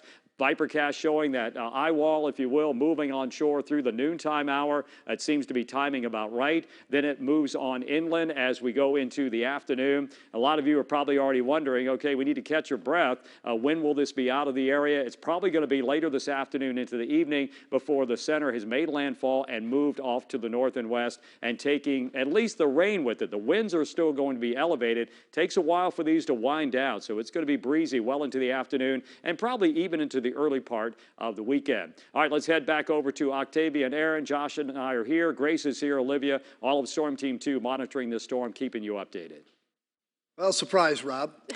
Here a little early for you. I'm Brendan Clark here. Came in early. I was listening to Josh and Rob on TV at home and realized that the storm was going to get worse before it got better, so I wanted to make sure I got here safely. The ride in North Mount Pleasant down to here, not bad, Aaron. A lot of rain, a lot of wind, obviously, is what we've been seeing, but did see a heavy police presence out there making sure everyone was safe. There were, surprisingly, a few people on the road. I thought I'd have the road to myself besides law enforcement, but there were people on the road. As you know, we are telling telling people not to do that right now because it's not safe, and it certainly won't be safe within the next couple of hours as we continue to track Hurricane Ian on its way here to the coast. That's right. Stay inside this morning. Hurricane Ian already bringing flooding. We know that. We've seen that in downtown Charleston, especially in the areas that we're used to seeing the flooding with any normal rainstorm. Forrest Tucker is out there right now. Yeah, we're going to Forrest Live. Hey, Forrest, looking like it's a little bit rough down there. Brendan and Aaron, we wanted to come to you this hit and tell you about how the Ashley is looking. It's looking like a bunch of rapids you see somewhere. It's moving so fast. I'm going to show you. As best as pictures you can get here, we're going to try and provide it. There are waves breaking over the marina here on Brittle Bank Park, and then also, if you can see over the water, there's a little misty rain just getting pushed by the wind. Up ahead in the sky, clouds are still moving very fast. We're starting to see what Olivia Lawrence was talking about on Twitter about bracing ourselves for the worst of this storm. We can certainly see that it's coming right now. The waves are careening into the shore here, getting up on these marsh grasses that you see in the foreground. So this is going to come up. Brittle Bank Park right now is not entirely underwater, but there's certainly a lot of water in certain puddles, and the trees here are starting to look like their limbs could come down, and there's some bigger ones. They're over this way, but certainly something we're going to have to keep a very close eye on here on this part of the city. For now, reporting live, I'm Forrest Tucker. Count on 2. All right, Josh, a brand new flash flood warning just issued for Charleston County and parts of Berkeley County. Right, too. and this is with that band that we've been watching as it's been moving in off the beaches. And we were talking about that in the last update we gave. We were going, this is probably going to be expanded. So now we have 2 flash flood warnings for an additional 3 to 5 inches of rain is expected to fall. Generally, Allendale, McClellanville, down to Mount Pleasant, and then into the forested areas of Berkeley County. Yeah, if we can take the map full, guys, you can see exactly where that warning is, and I'll kind of read you exactly what the discussion just came down from the National Weather Service. Storm Team 2 and Doppler radar indicated bands of heavy rain that we've talked about associated with Hurricane Ian. Tropical rain band will continue to move inland this morning, which will produce heavy rain near hurricane-force wind gusts. Between 1 and 3 inches of rain have already fallen, and another 3 to 5 inches are possible in the warned area. This is ongoing as expected, and this, again, is something that is a hazard, life-threatening flash flooding. Hurricane Ian is producing this, and obviously the impact will be the flash flooding of the creeks and streams, urban areas, highways, streets, and underpasses. And we're talking about Mount Pleasant, McClellanville, Daniel Island, Isle of Palm, Sullivan's Island, Allendale, Garris Landing, Bull Island, Price Inlet, Capers Inlet, Mount Pleasant Airport, Wando, Cainhoy, Lighthouse Island, Cape Romaine, so we're all the way up into the upper portions of Berkeley County. And again, this is an area of concern because of the heavy rain that's already fallen, Josh, and more rain yet to come. And that's in addition to the flash flood warning that is in place for the Charleston Metro. That one was issued about 6 o'clock this morning. As we zoom in, you can see the heavy rain is now entering that flash flood warning. Flash flooding has already been ongoing across parts of this warned area. And I'm going to tell you, if you're in downtown Charleston right now, you can probably see this approaching if you're on the waterfront as just like a wall of dark gray coming across Charleston Harbor, and this will encompass the peninsula. It is now over Daniel Island. Next up is North Charleston. Within the next 15 to 20 minutes here, your weather is going to go downhill as this very intense band works on shore. This is going to produce plenty of heavy rain, lots of gusty winds, and we've even had a few lightning strikes on this band too this morning as it's moved onshore. Yeah, absolutely. So again, things are going to go downhill very quickly. So be ready for that. Up in Georgetown County, you still have that aerial flood advisory. That goes until noontime. We'll see if that is extended just because there's more rain coming in from the offshore waters. So of note, as we anticipated with the tide coming in, this is a perfect situation. Unfortunately, bad timing where the heaviest rain is coming in as the water is coming in and nowhere for it to evacuate. And again, this was our, if not the worst case scenario, Josh, but one of the things that we were looking at, that possibility. Rainfall totals just continue to pile up. I've got a Coco Rouse rain gauge at my house before I left, and that was a little while ago. We had about 2 inches, and it looks like we're about to add a whole bunch more to that. And the rainfall estimates right now, according to Storm Team 2 Live Viper, well into the 2s and 3s, and those will be climbing going into this, we anticipated potentially, before it was all said and done, some 4 to 8 inches, and I believe we should be on track for that. I think we're on track for that, and there will be some pockets that will get 8 inches. And look at the rainfall offshore as we kind of look at that 6 inches, 7 inches, 8 inches of precipitation. So. Josh, this is going to be a rough couple of hours here, no doubt about it. And again, we're talking rain, but we're also talking the winds that have really been whipping. We've got a lot of power outages that have already taken place. We took a power bump right here at Channel 2, but thanks to our wonderful engineering staff, they were right on it, getting us back on the air so we can keep you informed and keep those videos and pictures coming. Be safe, though. Don't go outside. If you can shoot from your window or whatever, we'd love to see what's going on so we can inform others what may be happening down the road. We're actually taking power flickers again here, Rob, as this band is moving on shore. It's going to produce really, really gusty winds. We could see this is the type of band that could produce those 50, 60, maybe even 70-mile-per-hour wind gusts as it comes on shore, particularly right on the beaches and by the water. Yeah, we've had a wind gust in the mouth of the Winyah Bay, the weather flow station there. That was 84 miles an hour a little while ago. I've seen a gust as high as 66 over on the south end of Folly Beach. That was earlier this morning, too. So I would venture to say there's the Isle of Palms connector, right on the connector. And this is why we told folks to kind of stay at home. That's why a lot of the schools went virtual or closed today for this very reason. We knew Friday would be our weather alert day, our weather impact day. And so far, it's certainly showing all signs of that, Josh. It is. So we'll keep an eye on this. Flash flood warnings now in effect for the Charleston Metro and up and down the Charleston County coast to the Georgetown County line. Thank you very much for that. And we did just get a report from a friend of mine who lives in Toller's Cove, which is by the Ben Sawyer Bridge. He said he heard 3 loud explosions, that a transformer possibly blew, and that they lost power. Just keeping you updated on friends that are texting me, telling me about the conditions in their area. And now we're going to continue our team coverage. Katie Augustine is live in Isle of Palms this morning. And Katie, it looks like those conditions have gotten a lot worse since we talked to you last. Yeah, Aaron, so we wanted to step out on the beach just for a quick minute to show you guys what the tide is doing. So I'll move.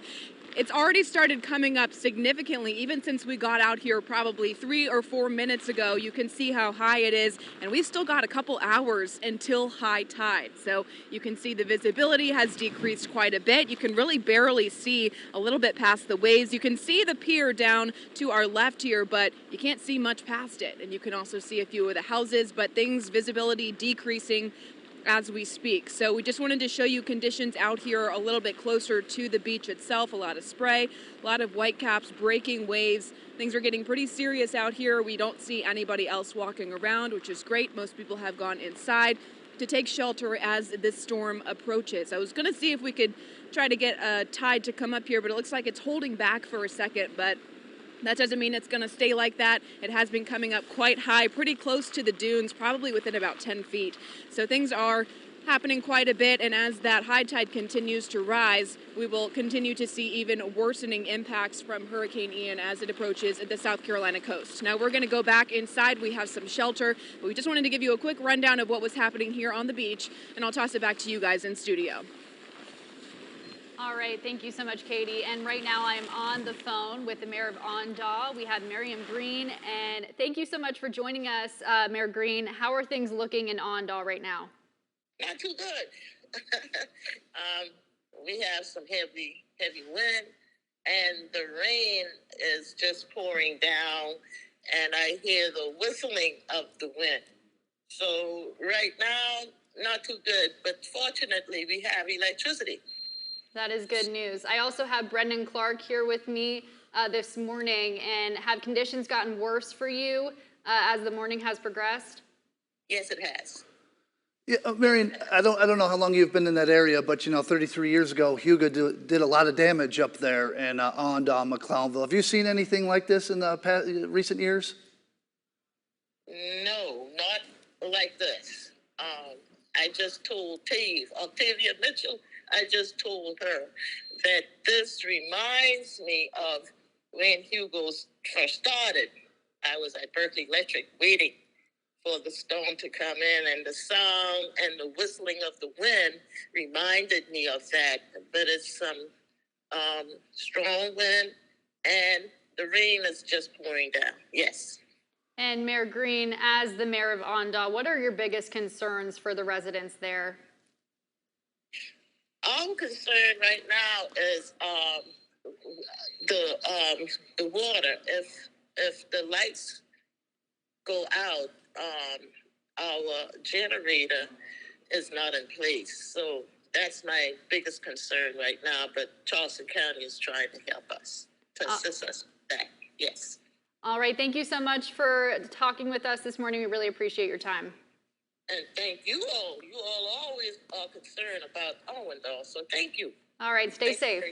All right. You too. Bye-bye. Thank you, Mayor Green. Of course, the hometown of Octavia Mitchell, near and dear to her. We hope everyone is staying safe up in Onondaga. Conditions continue to deteriorate in that area. We hope everyone has heeded the precautions and are staying safe up there. We'll keep you updated from that area throughout the day as Hurricane Ian continues to approach our coast. Absolutely. Let's get back over to Rob now with the latest on what conditions are looking like.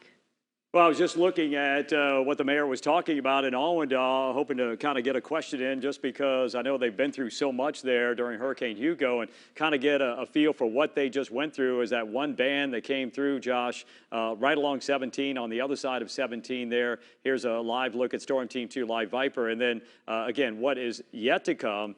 We've got more heavier bands that are there. I think the heaviest rain right now, as you can certainly see, is moving through the immediate Charleston area, and what a mess that is. We have crews out, and obviously they are making sure they're safe and protected, and we encourage everyone to do the same thing as these bands move in with heavy rain and very, very strong gusty winds. A couple of flash flood warnings have been issued, one until noon. The other one, the one that's up the coast just a little bit, this one here that goes in towards Owendahl, that goes until 2 o'clock this afternoon. Some 1 to 3 inches of rain has already fallen. Maybe another 3 to 5 inches is going to fall in this band. So James Island looks like you are in the mix right now. Johns Island, Wamala, as we just felt a little power bump here at News 2, maybe going back to our main power source, if you will. But we know a lot of you have lost power. We'll continue to broadcast here through the storm. Josh? Yeah, Rob, they're working on getting us fully back online, but from what I can understand is as viewers at home can still see us. So we're going to keep up with Viper. One of the things that we're noticing here, Rob, is earlier, you know, we didn't have, we had that little bit of a break. Well, everything has filled in now. And I think this goes back to what the two of us were talking about earlier. As the storm is nearing the coast, that air is piling up and it's causing rain to form, and it's actually enhancing the rainfall rates, not just inside these flash flood warning areas, but we're seeing it now begin to fill in across a larger part of the area.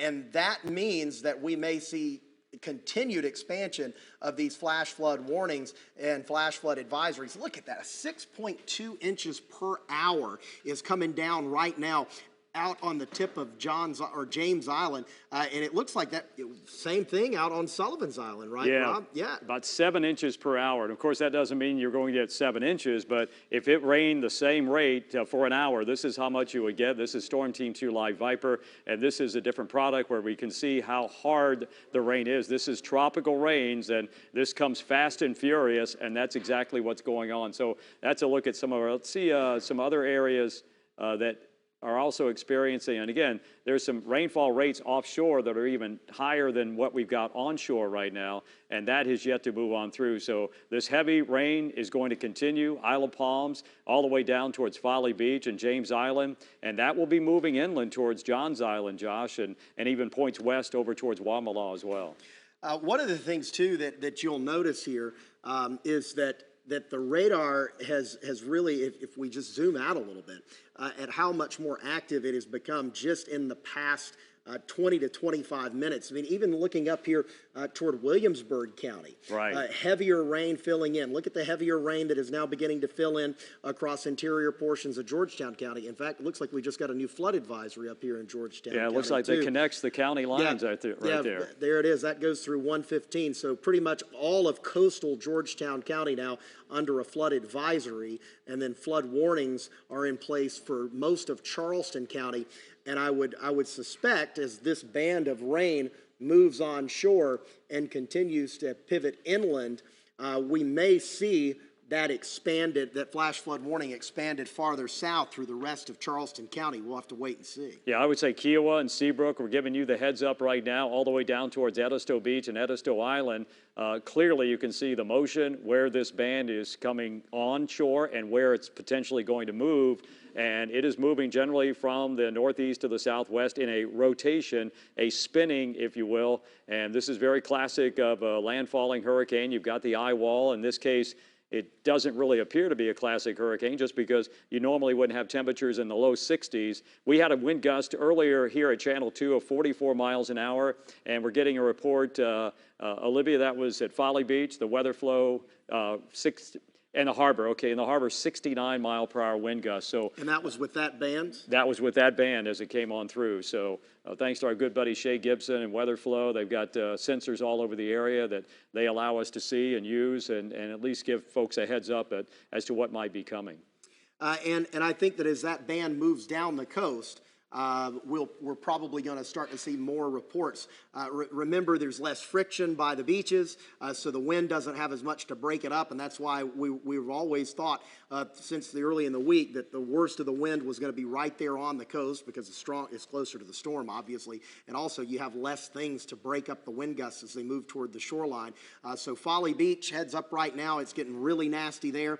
Next for you on Kiowa, Seabrook, Johns Island, and Wadmalaw, we're going to see conditions going downhill pretty quickly as this band of rain moves through. Blinding rainfall and gusty winds. Again, we could easily see 50, 60 mile per hour winds out of this over land, maybe 60 to 70 over water.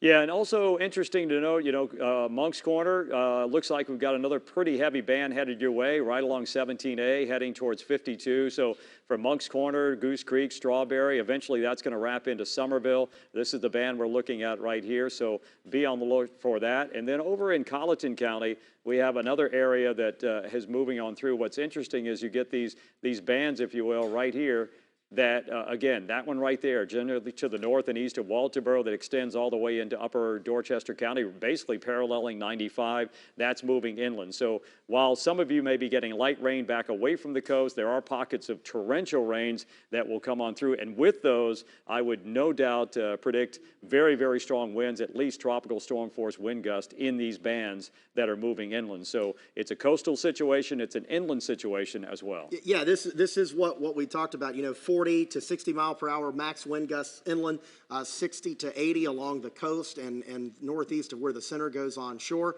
And so far, that is already verifying. And a new flash flood warning just issued, Rob, for Georgetown County. Right there. This is the immediate coastal sections of Georgetown County. Stop the loop and that'll fix that. We'll be able to get that in view. And this will probably go well into the afternoon through 1:30. That's for Georgetown County as flash flooding is now imminent. 62 mile per hour wind gusts reported on the Isle of Palms with that heavy rain band moving in. And so Katie Augustine live out there on the Isle of Palms for us earlier as that band moved on shore. And it did produce a 62 mile per hour wind. The core of Ian is about 66 miles east of Charleston at this point. And it looks like this is probably going to go onshore somewhere in upper Charleston County or Georgetown County, and the storm surge is going to go ahead of that. So that's going to be most likely into upper Charleston County, upper Georgetown County. Rob, I'm being told we've got Lexi Moore standing by for us. She is in downtown Charleston. Lexi, this band is really nasty. Tell us what's going on down there. I mean, Josh, perfect to your words. It's nasty right now. I mean, you can see it.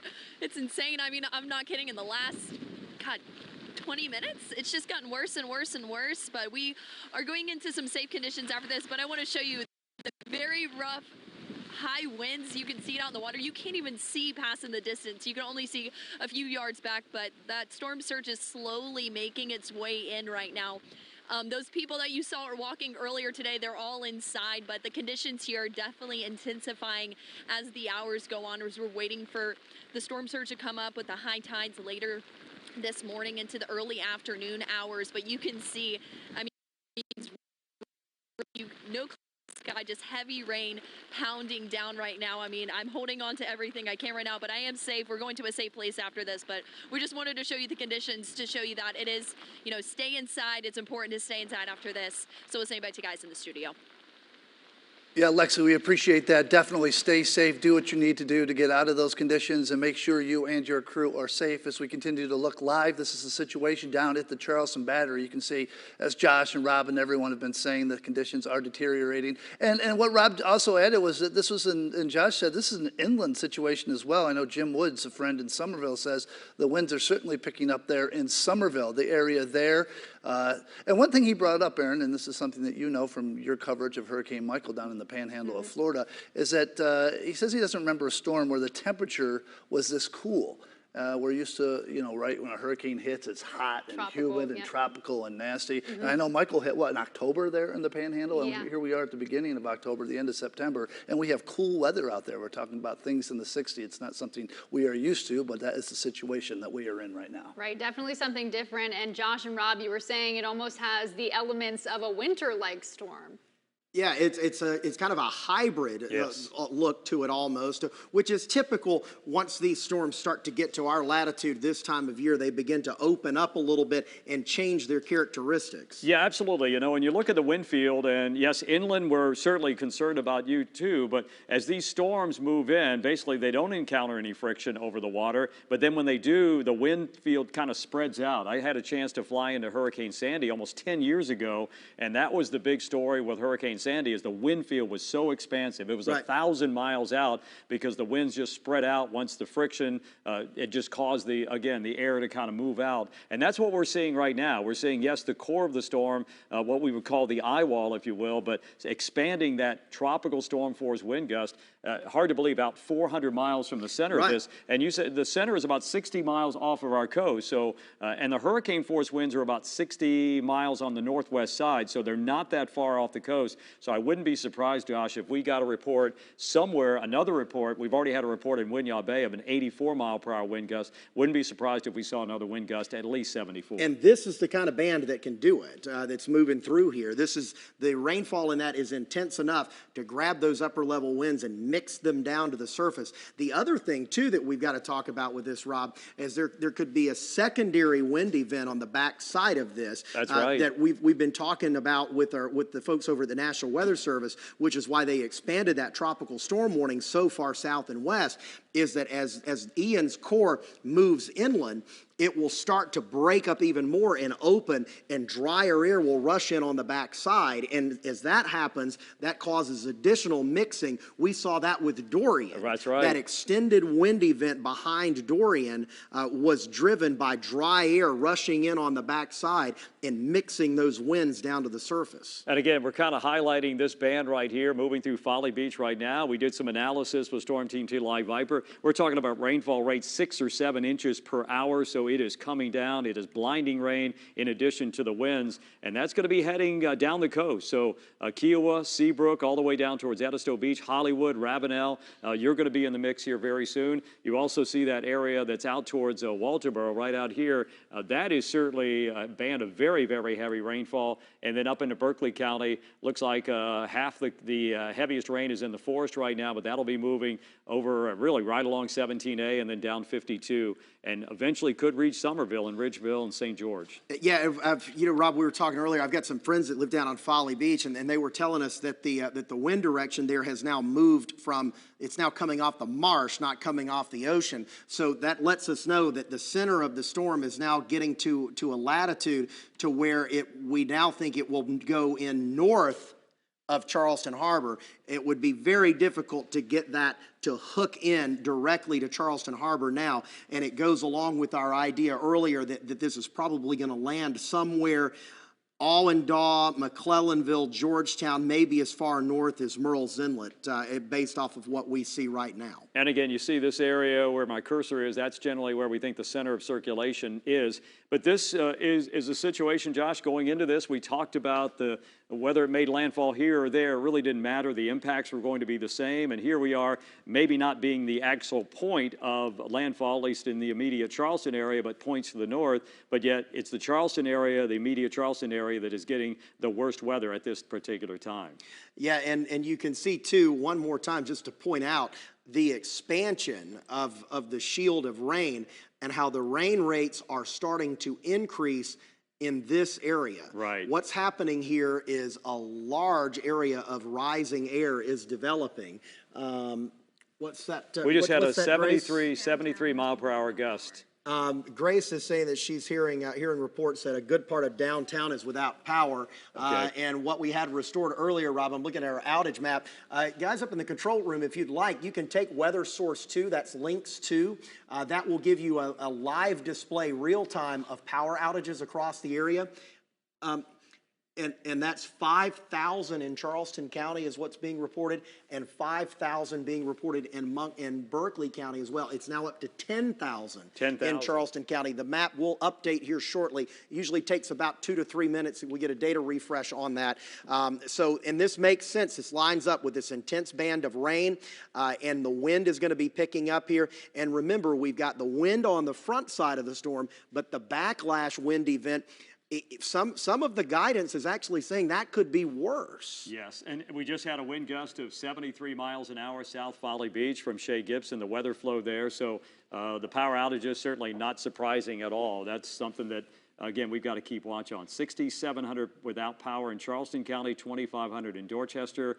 We're told 10,000 in Charleston. So the numbers continue to increase, and this is a very fluid situation as the storms are rolling on through. And again, power outages. We've had a power bump here or there. Thank goodness we've got backup generators that kick us back on the air very quickly. Also, a good note, we are streaming our coverage. So if you do lose power, make sure you go to counton2.com. Hopefully you've downloaded our weather app and you can watch us online. Make sure your phone is charged up. But if we do lose, you do lose our signal, do lose power at your house, make sure you continue to watch us on counton2.com on our live stream. Rob, one thing too, in addition to that, I've been providing our radio partners with live updates as well through the morning. So if you want to take a little break from the television, of course, you can always check us out and count on us as well on our radio partners. And we're starting to see these rain totals really pile up. Folly Beach now closing in on 4 inches, 3.5 to 4 inches out on the Isle of Palms. And one thing too, and I think Rob, you pointed this out earlier, a lot of times in tropical situations, even with the new radar, the dual pole technology, we still typically underestimate rain totals on radar. It still doesn't do the best job. So we may easily in some of these areas have a ½ inch more of rain on the ground than what's actually being displayed by dual pole Doppler radar estimates. Yeah, absolutely. And I think these are pretty good representation of what we anticipated. And that was before this is all said and done, some 4 to 8 inches of rain. And most of us are almost to that 4 inch, that low end area, and there will be more coming in. Right now, our big concern is what's going on down in central and southern Charleston County, down the coast. We've already had, again, wind gusts well into the 70s, 73 at Folly Beach on the south end just a few minutes ago.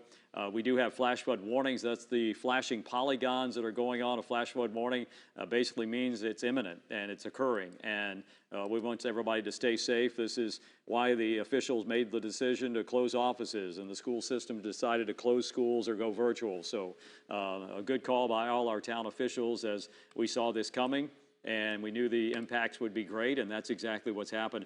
Georgetown County, you've got a flash flood warning now until 1:30 parts of Georgetown County. We've got aerial flood advisories elsewhere. But I'm also concerned not only that one area, Josh, that's coming through Charleston County, but also that band you pointed out in Berkeley County that will be moving to the west and southwest, and that's going to move into Somerville here pretty soon too, and Hanahan. Yeah, let's look at the precip rate on that, see how that looks.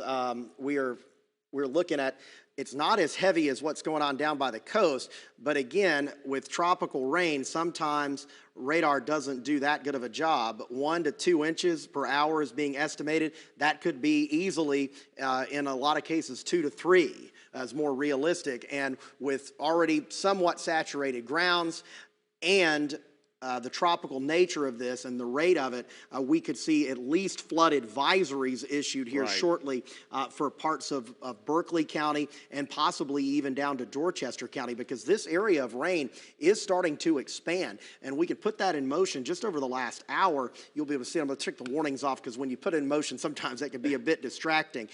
Just to give you a clear look at what's going on, we'll turn the live radar off and watch the expansion here right across Williamsburg County and parts of Berkeley County.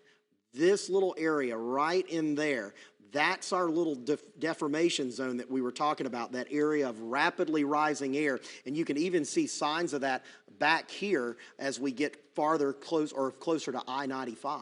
And clearly you see the center of circulation, but again, on radar, sometimes you don't see what's farther out in the ocean. It's there, you just don't see it. And so we're starting to see that with these little pockets of heavy rain that are popping up, and they also will be moving onshore. And when they move onshore, no doubt we're talking about torrential rains for a period of time and some very strong gusty winds. The hurricane force winds, for many of us, are not that far away. They're just offshore. The tropical storm force winds, when you look at the internal structure of Hurricane Ian, have extended out about 400 miles from the center in just about almost every direction, and especially the western side of the storm. The northeast, typically quadrant, is the worst part of the storm, but in this case, obviously, we've already seen that move through, and now we're getting that backside, that rotation, if you will, of the southwestern part of that that's moving on through as the winds kind of push it down to the south and west. And you can see these little clusters of heavy rain here too, Rob, that are starting to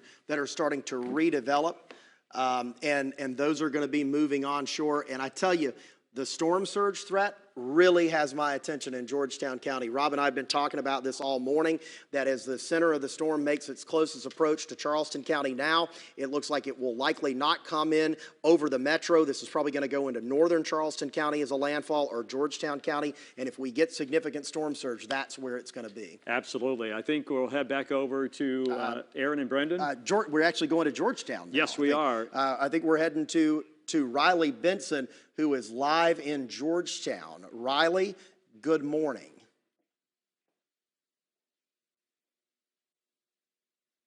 Here in Georgetown now, about to hear an update from officials in Georgetown, the city of Georgetown, about the latest on the hurricane. We want to go ahead and turn it over to Mayor Giroux here in Georgetown for the latest on things here. Thank you so much. I'm Carol Giroux, the mayor of Georgetown, the city of Georgetown, and we are an OPCON 1 in our city. We're fully staffed in the EOC. I'm presently at the fire station. We'll be here the rest of the day through the storm. Just had an update from the Emergency Management Center and National Weather Service. They have tacked 84-mile-an-hour winds in Winyah Bay, so we will be experiencing lots of high winds. We have residents already without power. We are not sending our power units out this afternoon with the high winds. We will not have bucket trucks out this afternoon.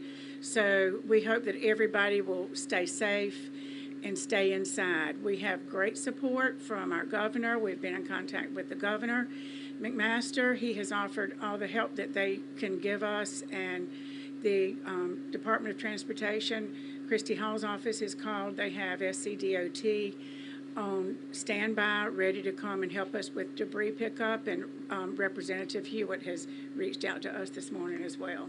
Mayor, we're seeing obviously a lot of rain, a lot of wind this morning, starting to maybe deteriorate in a sense here in Georgetown. Yes. Expecting that to continue through the afternoon. I mean, what's the message to residents who are out and about? It's only going to get worse before it gets better. So stay inside and just be safe, and know that you're well taken care of with our officials. And you have already started shutting down some of the roads already, have you? We just shut down Front Street, which is the first one usually that is inundated with water. So we won't be going down Front Street this afternoon for sure. Mayor, any word on power outages in Georgetown at this point? You know, we have some in the city already. At least 100 over in the southern part of Georgetown, the Maryville section, that we know of as of right this minute. Okay. Do you know? Is it just going to be a while until the storm passes, until power can be restored out there? Yeah, we will not send our electric linemen out in this weather. Is it already too dangerous for first responders to go out and go go out and respond for calls out? Well, I'm at the fire station, and a fire truck just screamed out of here, so they're still responding as of this moment. Okay. Mayor, any other words to the residents here? Just stay safe and let us know if you need anything. And, Thank you so much. When's the next time Guys, we're going to continue bringing the latest here in Georgetown County. We'll send it back to you in studio for now. Riley Benson, count on When you. I just left EOC, I don't think we're going to... It is 10:38, and we are tracking brand new flash flood warnings. Rob and I were looking at this earlier. We called them here. You heard it first on News 2.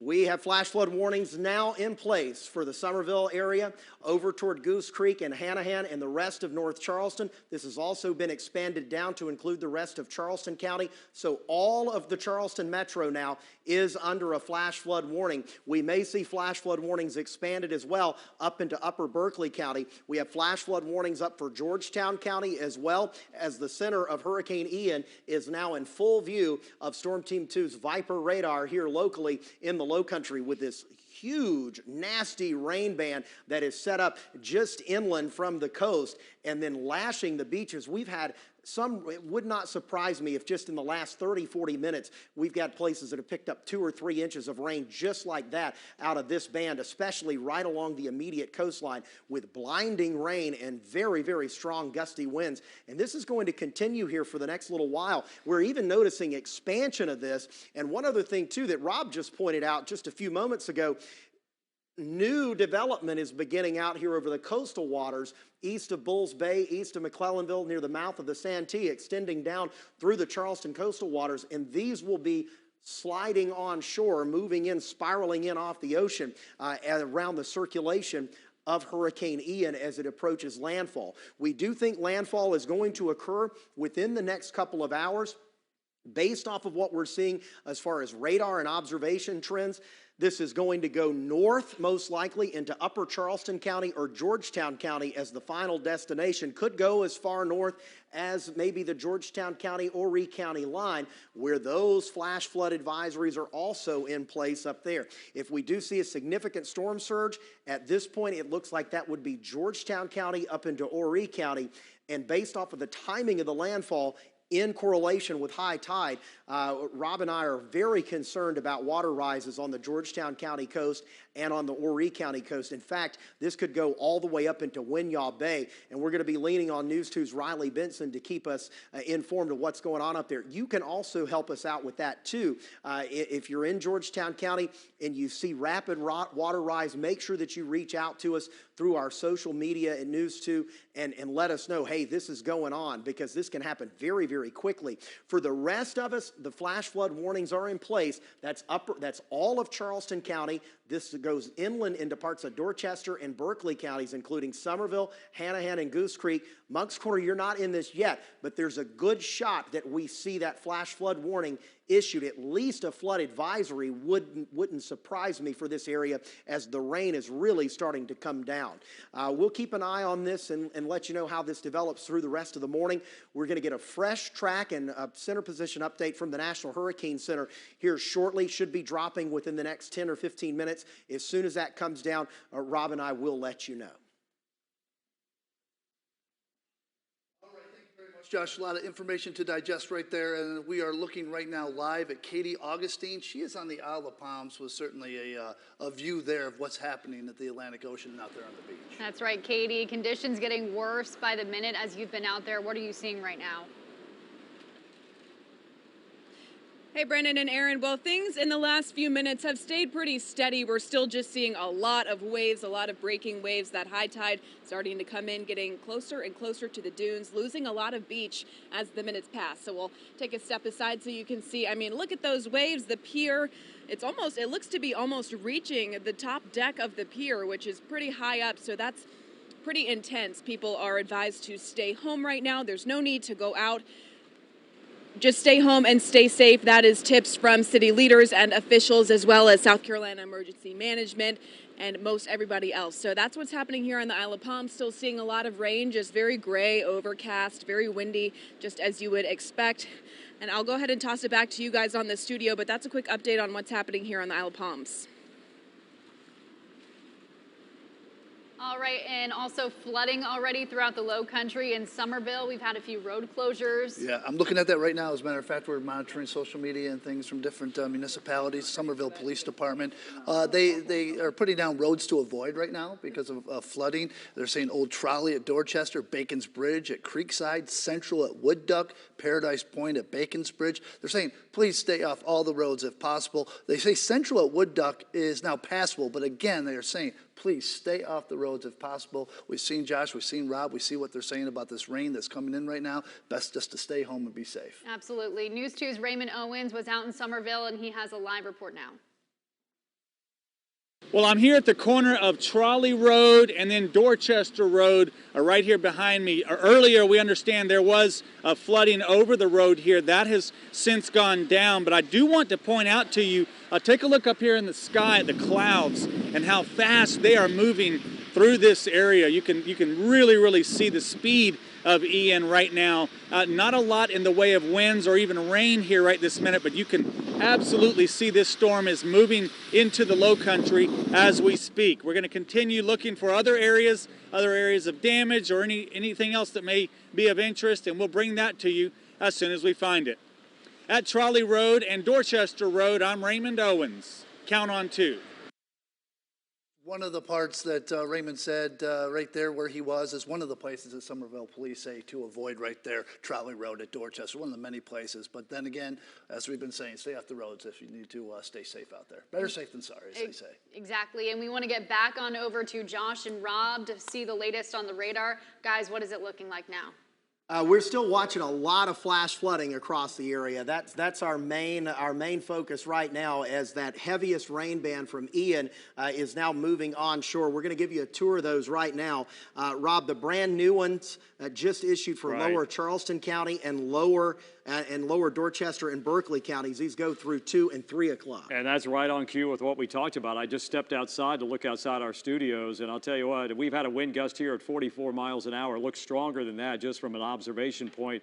The rain is just being whipped and blown horizontally. So be careful out there, everybody. And I know our crews are out there staying safe, and encourage everybody to do the same. And that band, as of 10:45, has yet to really move all the way down the coast, and that's why that flash flood warning has been issued, and that's what flash flooding is. And I heard Katie Augustine kind of talk about the beach erosion. That's kind of one thing that Mother Nature giveth and Mother Nature taketh away. So we always hate to see the sand going out, and this is all part of that too, the beach erosion issue when you get these strong winds and just a continuous pounding of water and waves. You know, I'll tell you, I want to zoom in here to downtown Charleston, turn on the live radar, because, you know, we've had a lot of water issues this morning already downtown, Rob, and the rain rates here, I want to see what those look like, because we're probably in the territory to where we're probably going to start to get a lot of reports of problems in downtown. Yeah, if we're closing in on 4 inches per hour with this as it's moving into downtown, this is about to get really bad, I think, for our streets downtown. And that's not even the heaviest. The heaviest is south of there in that purple, and you can see on our under our Viper logo, you've got the light and the heavy. So that flash flood warning does continue. Warnings, plural, and there were many of them that we're having to deal with. And flash flooding warning means that flash flooding is imminent or occurring at this particular time. So again, these are the areas of most concern. Right now, Mount Pleasant, I know rain gauges are filling up very, very quickly. If you're a weather observer, thank you for doing that, but not the time to run out. I know going into this week, some of the folks at the Coco Roz, which is the Weather Observer Network here in South Carolina, saying, hey, I know you want to go out there and check your rain gauge, but just be careful, not in the middle of the storm. So downtown Charleston, the rates are coming down about 4 inches per hour. James Island, it looks like you are still in the soup. These showers and thunderstorms, yes, we've had some lightning, are moving back away from the coast and back inland. So now we're talking about Johns Island and Wamala Island having a chance of getting some of this as well. And these are the other areas that are going to be moving on in. Now, right now, if you're watching us up 17, Allendale, McClellanville, you've had your main event, at least part of your main event, but now we're getting these clusters that will be pushing on in, also into Georgetown County. We just heard from the mayor there as everybody is hunkering down in Georgetown. Things are a little bit lighter offshore as we move up the north coast from Myrtle Beach to Surfside Beach. And as far as a landfall from this, probably within the next couple of hours or so, and it really doesn't matter at this point where the center crosses land because we've already felt the impacts from the storm, which are far-reaching, and we knew this would be the case. What's interesting is going back a couple of days, we were just kind of waiting and watching to see what this looked like once it moved over the peninsula of Florida. We know what happened in southwestern Florida, but what happened for us is it came back in the Atlantic Ocean, didn't lose as much strength as we thought it would, and that's why it was upgraded to a hurricane pretty quickly, and hurricane watches went up and then hurricane warnings. So it's not surprising that we are getting hurricane force gusts. So there's the center of circulation. We calculate that. It's about 60 miles off the coast, but clearly the expanse of the tropical storm force winds at least and some hurricane force wind gusts are pretty expansive back to the west, and this is going to be moving on through. Clearly you can see the heavier rain into Berkeley County. The heaviest rain is still offshore, actually from Charleston offshore. That's going to be working its way right down the coast. So guys, this is what we're looking at. We're here in the Storm Team 2 Forecast Center. We'll send it back over to Brendan and Aaron. All right, thanks a lot, Rob. Keeping an eye on things as conditions continue to deteriorate in our area because of what we're seeing there on radar as Hurricane Ian continues to make its way to South Carolina, where it will make landfall again 2 days after making landfall in southwest Florida. The rain is driving. Conditions are continuing to go down right now, and you are looking at pictures right now that have been sent to us from the McClellanville area, which of course is just north of Ondaw and south of Georgetown. Yeah, home had structure damage after a tree came through the home.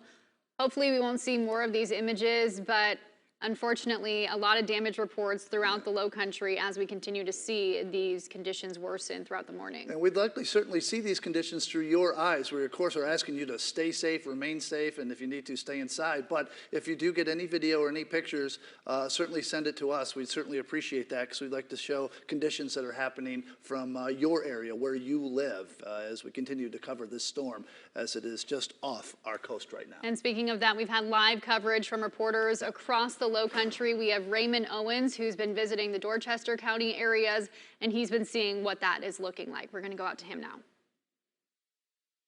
Rain and wind starting to pick up a bit here in Somerville. You can see the street lights behind us are out. The power there to the street lights are out. The Sphinx gas station, the same thing here. They have no power.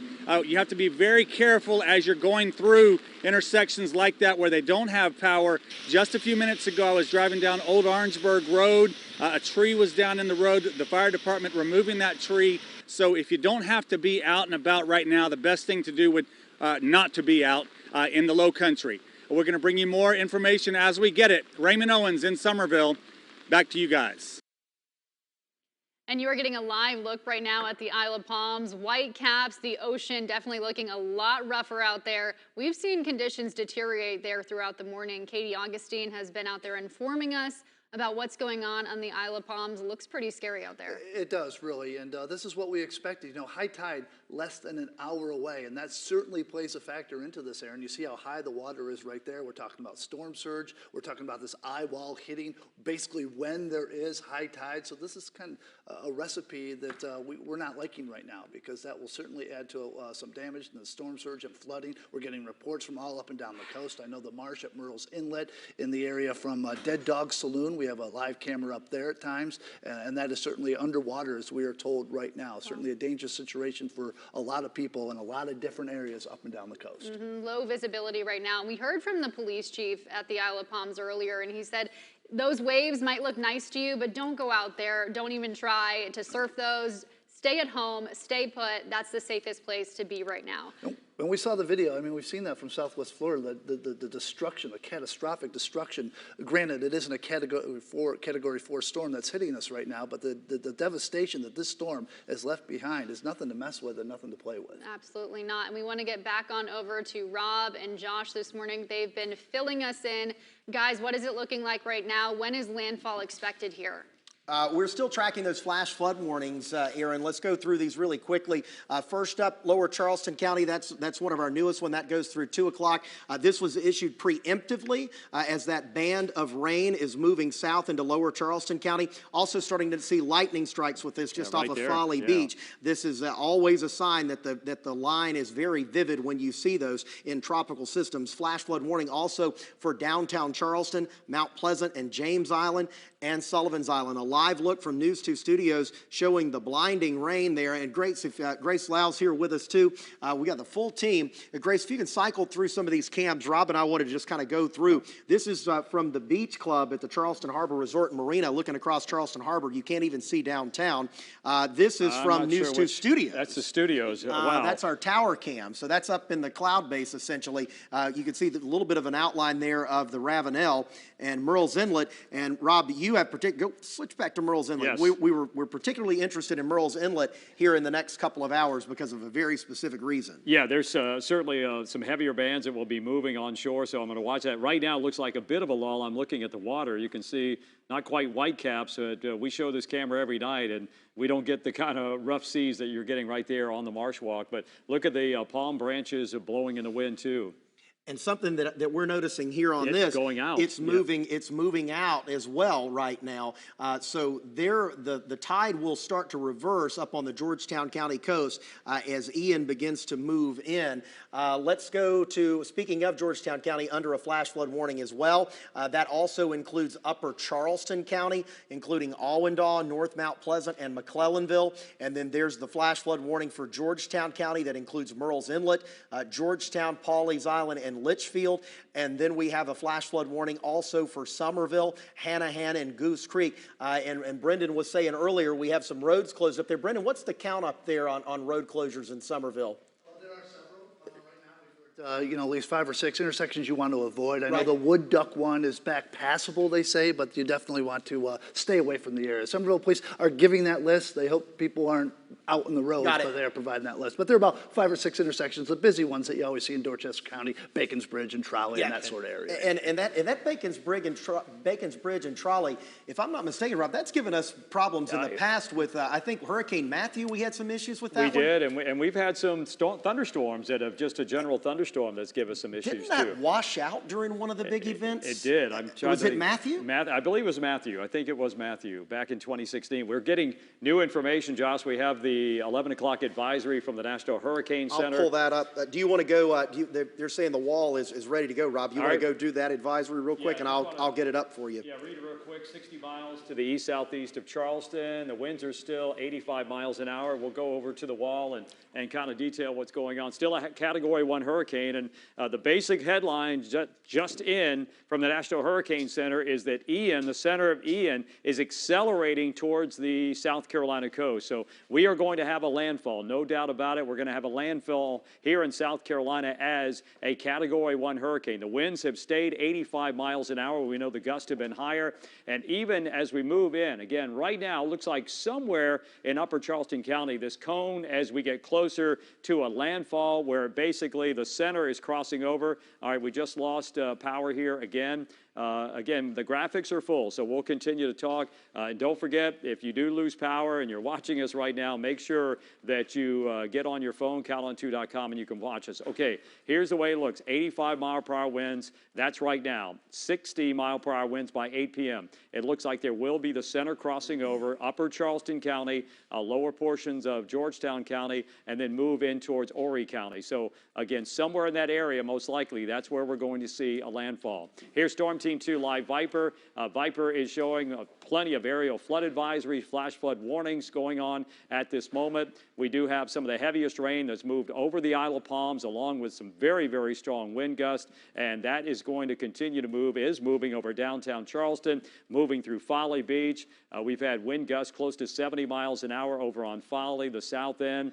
We had an 84-mile-per-hour wind gust at Winyah Bay just a little while ago, and this is all working its way slowly but surely inland. So a lot of folks are going to be impacted by this. And then we'll await more of Georgetown County as we get, again, those showers coming onshore also where we've got flash flood warnings in effect. So here's our loop showing you what's been happening over the last few hours or so. Our big concern for Charleston County, the harbor, is the fact that we do have that tide coming in. It will be all the way in officially in about 41 minutes. So 11:41 is the official high tide.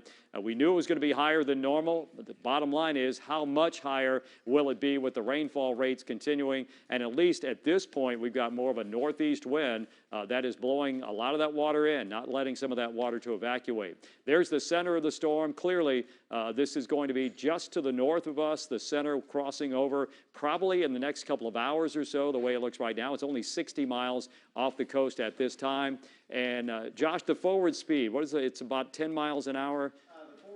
Hang on, I'll get that for you one more time. We'll go back to that graphic. While I've got you, we just did get a new flood alert down, and Rob, this is the one we talked about earlier for Berkeley County, including Monk's Corner, and the forward motion is now 14 miles per hour. Yeah, we knew it. Again, the headline from the National Hurricane Center was it is accelerating, so it was moving about 10 miles an hour. Now it's moving 14. It looks like it is going to be a landfall, the center crossing over north of Charleston, maybe up on the Georgetown-Charleston County line, could be maybe a little farther north than that, but again, at this point, it doesn't really matter where it crosses the coast because we've already been feeling the impacts and have been for quite a while of Hurricane Ian. Let's head over to the news desk where Brendan and Aaron are standing by. All right, thanks very much. A lot of good information there. And of course, we have crews all over the Lowcountry covering this story for you. And one of the areas that is getting hit, as we just heard from the mayor up in Georgetown, is Georgetown County up there. That's right. We're going to go back out to News 2's Riley Benson. Riley, what are conditions looking like right now?